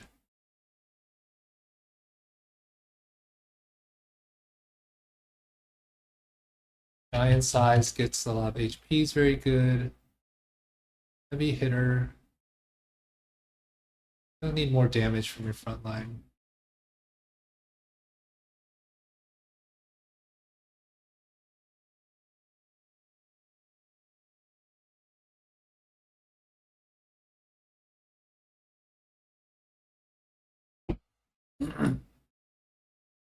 Mage armor. Could be good with Crown Guard, but you don't need more armor magic resist. Protective shielding. Oh, this is really good.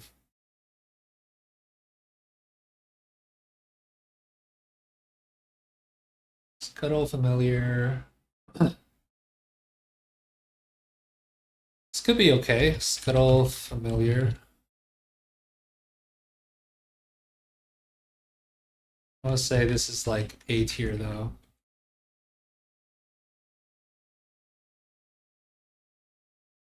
Slow cooker. Would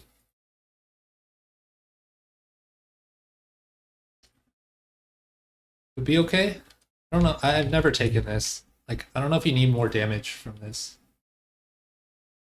I think just more tankiness is better. You don't need more armor magic resist. No.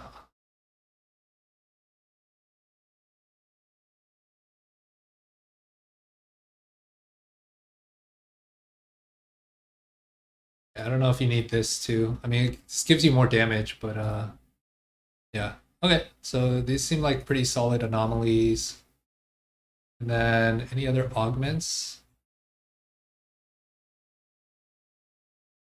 Okay, let me look at my 2-1 augments direction notes. This was from my previous research. We got hero silver. Okay, reroll. Not lone hero. Right, where are we? Silver.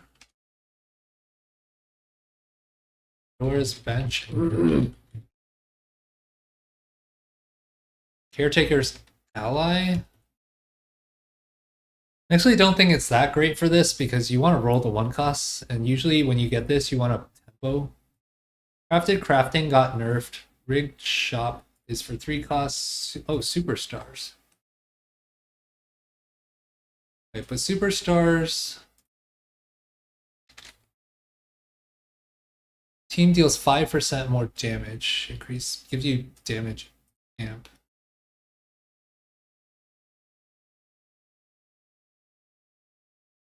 I mean, you have 4 1 costs, right?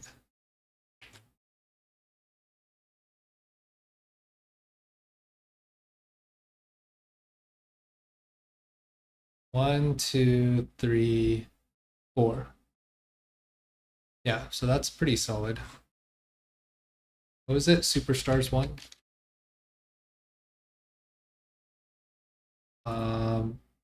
Also having a lot of items because you're playing reroll, and you also want specific items. So my guess is opponent buffet is probably solid.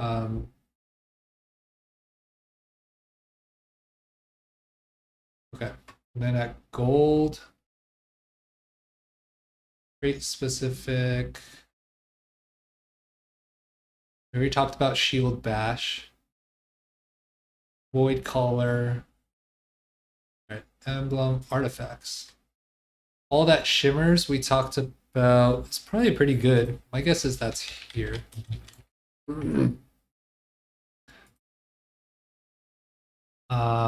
This would be Gambler's Blade.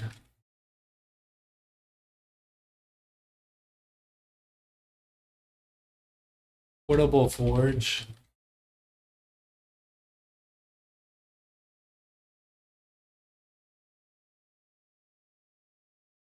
Let's see, Gambler's Blade or Singed can take these as well. It's like your hit rate's not too high though, so I'd say Portable Forge is like, yeah, A.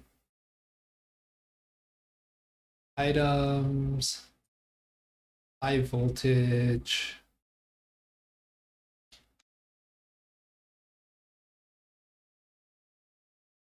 Team combat. Oh, investment strategy is probably broken. That's the one that gives you HP for your team based off of interest. No scout, no pivot. I forgot what stats that gives you. Health. 80 AP. Probably pretty strong if you have the right setup.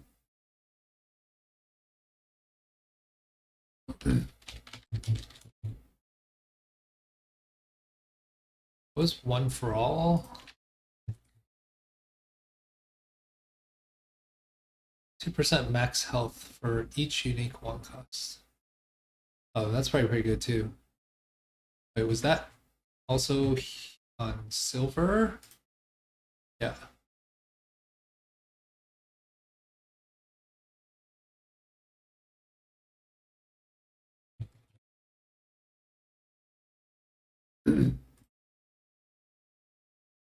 Okay, econ. So Starry Night's probably the best one. Shop Glitch and Trade Sector are probably okay. The thing with playing 1 and 2 cost reroll is you usually want to have more items and combat power over gold. Because if you don't have items and combat power, even if you hit, you still like your cap is a lot lower. Prismatic. Ghost of Friends Past. I don't know after the nerf how good this is. Pumping up, probably just okay. Items. A lot of items. Probably good. So you have so many 3 stars that you need itemized. Caretaker's Chosen. That's a 3 cost reroll. Okay. Econ. Oh, Prismatic Ticket.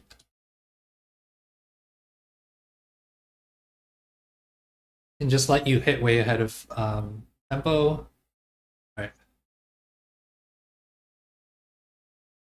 Okay. Is that...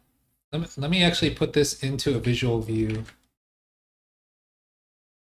for augments.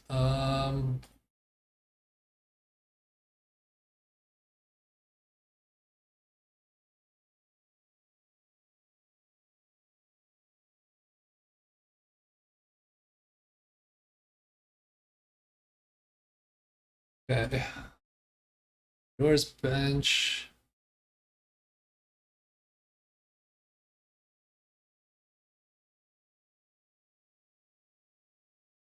Superstars, 1 and 2. 1 for all, 1 and 2.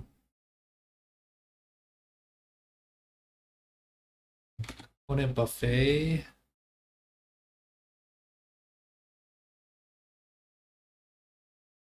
Starry Night. Crown Guarded. Void Collar. I'm not really sorting these by any... I wouldn't be surprised if all that shimmers is down here.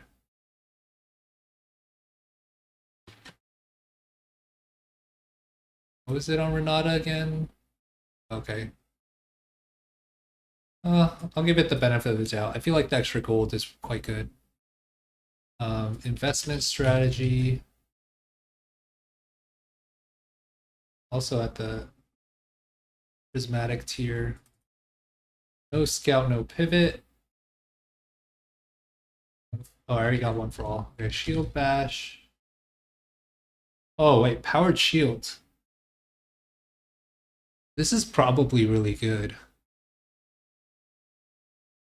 Because you're already shielding a ton with Renata. Sentinel Crest, A tier.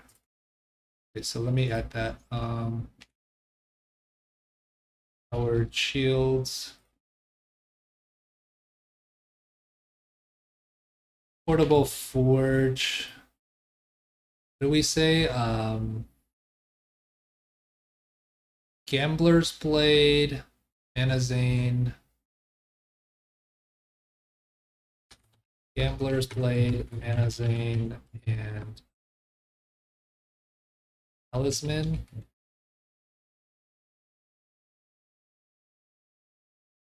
And Singed was Anima Visage.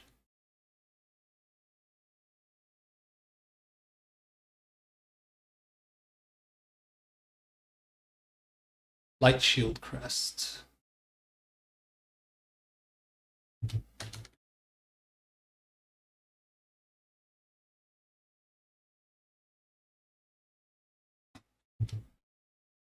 Okay. High voltage.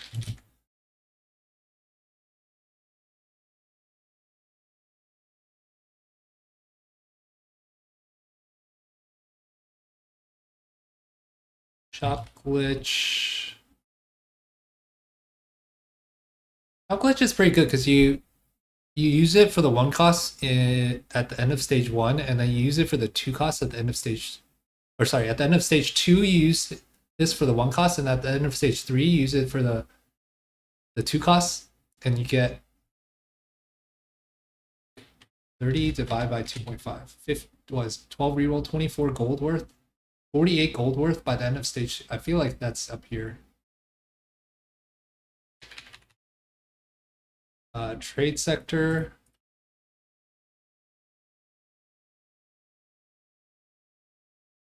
You get like 714. Like, yeah, trade sector is way less gold value. All right, and then prismatic sentinel crown, because you get the crown guarded. Trade treasures with items. Prismatic ticket is extreme gold value. And this is just high variance.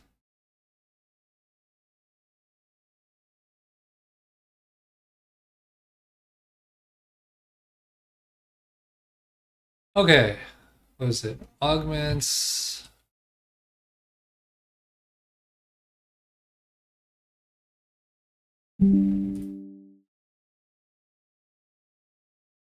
All right, we got everything. I think we got everything, guys.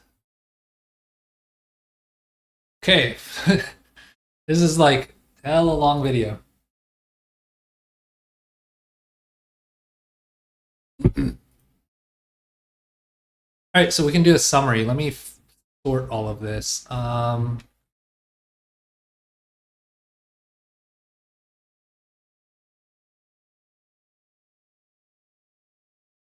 Scaling, shielding with high resistances from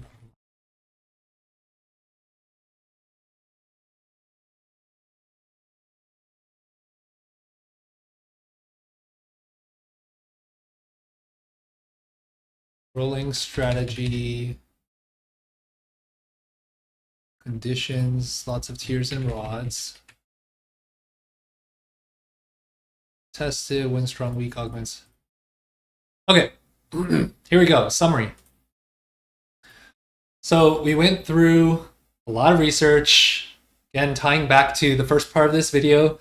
It's doing a lot of the nitty gritty. And if you can enjoy to learn the nitty gritty, then you can figure out how to do anything, right? And so this now has become, I feel like, a pretty thorough analysis of this comp, which hopefully it actually is good. And I didn't do all this research to do a comp that's like not that great, but I feel like I have not even personally gone through this exercise to this degree of level of detail before, which I've found interesting, and I hope that this process was useful if you actually watched through all of that analysis. Now we get to the fruits of our labor. We get to actually talk about the summary, how to use it.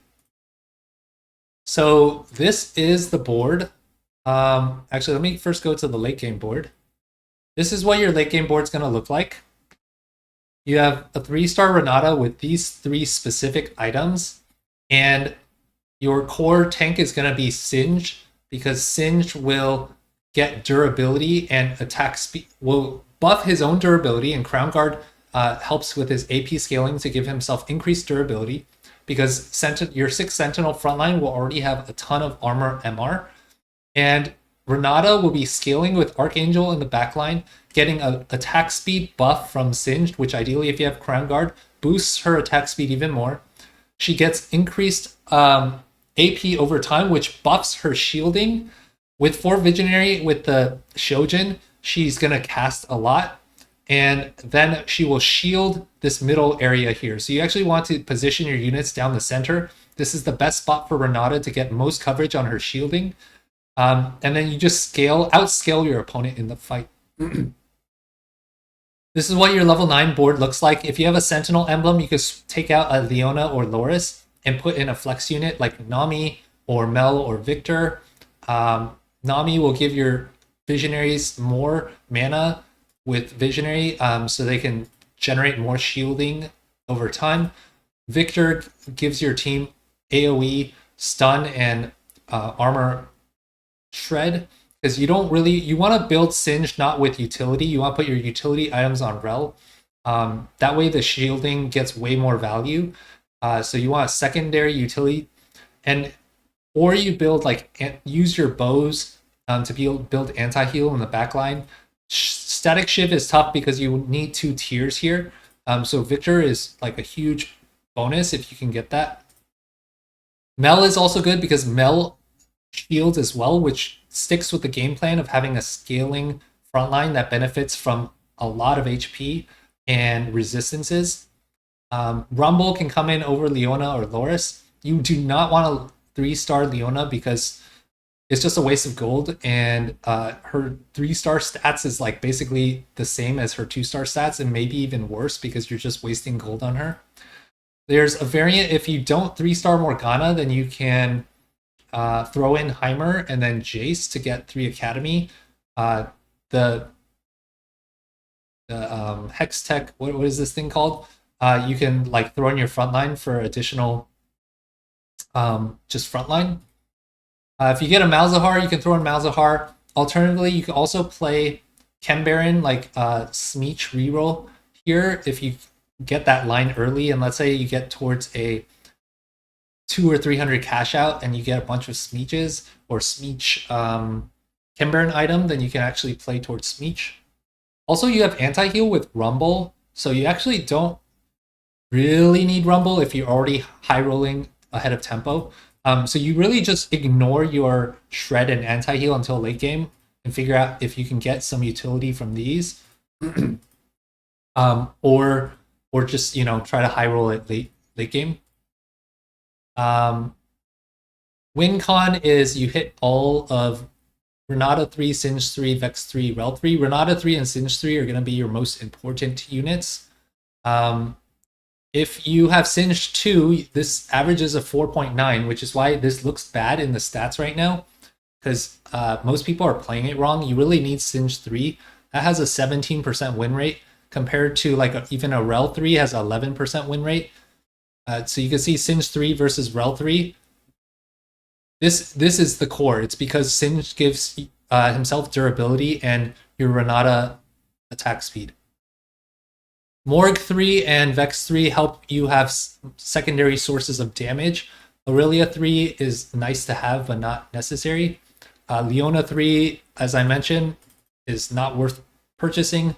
Rel 3 does improve your AVP by a good amount, but doesn't necessarily increase your win rate by that much. So yeah, that's pretty solid. That's your win con. Conditions, you need a lot of tiers and rods. A very specific itemization. Rolling strategy is similar to the Ari reroll line with Zoe and Poppy and Lilia from set 12. You want to roll on 3-1. If you're contested, you might hyper roll, or if you're close to hitting a 3-star 1 cost, then you might hyper roll down to like 30 gold or even 10 gold if you're like full streaking. But because you want to roll at level 6, most of the time you're just not going to hyper roll. You stay above, slow roll above 50 at level 5 to get the Singe 3, and then you go to 6 to get the Renata 3. This is a late game board. Item wise, Renata, these are your core items. It's like very specific. If you get Radium, Gambler's Blade can be quite good because it gives you attack speed. So you can basically replace your Gnasher's Tooth with Gambler's Blade. Gives you attack speed and a bunch of gold so that you can roll. Talisman makes sense because you're playing a scaling comp. And Mana Zane can cast a lot. Though sample size on these are kind of small, so I wouldn't rely on it too much. Shimmer Bloom, if you get a 2-1, so let me talk about Chem Baron. If you start with 3 Chem Baron at 2-1, then you can get a 7 loss at the end of 3-2 with a 200 Shimmer cash out, which can give you like duplicators. It could give you Shimmer Bloom and Unleash Toxins, which could be a replacement for Shojin. Shimmer Bloom will boost a lot of shielding for Renata. And you could get a Renata 2 with a duplicator.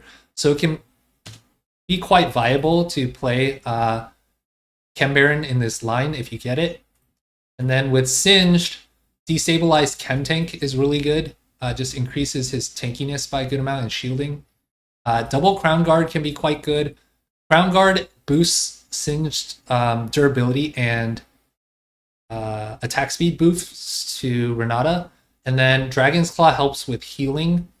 And then if there's a lot of melee units, like if there's a Violet Reroller, which there probably will be, there's Ambessa, Vi running around, Bramble is quite good because your weakness in this comp is burst comps because you're a scaling comp. Most of the scaling AP comps, it seems like this comp should be able to beat it if you're ahead of tempo. But the melee comps that can wrap on you, or if they take out your frontline, then you're just dead. So Bramble can counter that. And yeah, you're basically just looking for a lot of tankiness. Traditional tank items, not utility or like kind of hybrid tank items. Though it seems like Adaptive is quite good and Vow because it allows Singe to cast earlier, which kind of allows for that scaling effect to occur. Rel can hold the utility items or your backline utility items.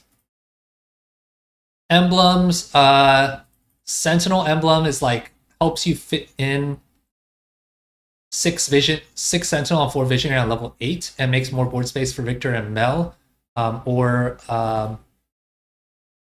Nami.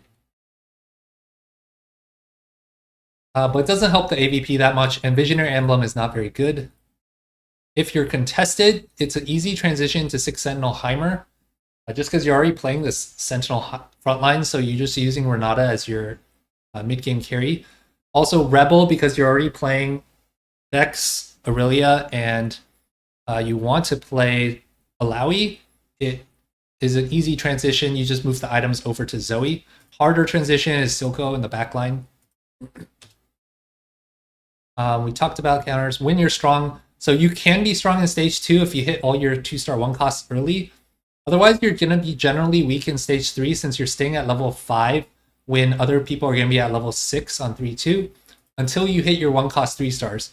And it really depends when you hit this. You're going to be strong with this until 4-2 when your fast 8 opponents are going to be spiking, or if there's like a 2-cost reroller who's spiking and they hit after you hit yours, like Nocturne rerolled, then you're going to be weak until you hit your Renata and Rel 3 stars as well. Augment wise, augments that help you with reroll are all good. Basically, that's most of these here. Crown Guard is good because of Singed. Void Caller helps with the idea of scaling. This can give you a Gambler's Blade. Investment's very good since it allows your HP frontline to scale. No Scout, no Pivot, very good for reroll. You really need to have all the right units in the beginning though. Powered shields, actually, I think this might be the most broken augment of this whole thing. So I'm going to move that to the front here. It just like reinforces the whole game plan of this whole thing. When shielded, your units gain 10% durability. That like seems insane. And gives you more HP. This seems like a hard force if you can get that. What else? Shop glitch gives you a lot of gold. Investment. Sentinel crown gives you a crown guard as well. So even though the emblem's like just mid, which is why Sentinel crest is here, the crown guard's very good. Buried treasures, you need a lot of items if you're hitting a bunch of 3 stars. Prismatic ticket can help you hit all your 3 stars ahead of tempo. And then these are like kind of secondary. An exalted adventure if you happen to hit the 2 costs, because they're, I think it's like 3 2 costs. So if you, because you can hit Rel, Leona, Renata. If you get like 2 out of those 3, like it's like easy game. And then with the anomalies, you pretty much want tank. I think somebody mentioned that there was one anomaly that makes sense for Renata, and I don't remember what that was, and I don't remember where I saw it. But for the most part, tank makes sense because it's a scaling thing. So fortified, gain 12% max HP, very good. Probably put down Singe, giant size on Singe. I mean, if you don't get Singe 3, for some reason you need to tempo, you could put it on Alawi. Protective shielding, also very good. Scuttle Familiar, I'm not sure how good this is. It seems like it could be solid. And then Slow Cooker if you need more damage. I'm hesitant to call this A tier. I feel like this could be B tier. Yeah, question mark. All right, and then there's like a bunch of, Brosif's been playing this a lot. And he has like a stream. I was gonna do that, but this video is already too long and I need to go get lunch with my wife. So yeah, hopefully this video was useful for you. I hope that it helped you understand some concepts about how to research, how to prioritize doing the little things and having the big picture vision in mind about where you want to go, but the importance of actually doing the hard work and enjoying the hard work so that the hard work doesn't feel like work. Hopefully it can feel fun. And that's why I'm also creating these videos. It feels more fun when I'm doing this research, when I feel like it's helpful to other people. When I'm doing it by myself, it feels a little bit less fun, and I don't learn the material as well. So with that said, I hope you enjoyed this video. I appreciate if you watched the whole thing. Thanks for watching. If you have any comments, questions, please let me know in the comments, and I'll see you in the next one.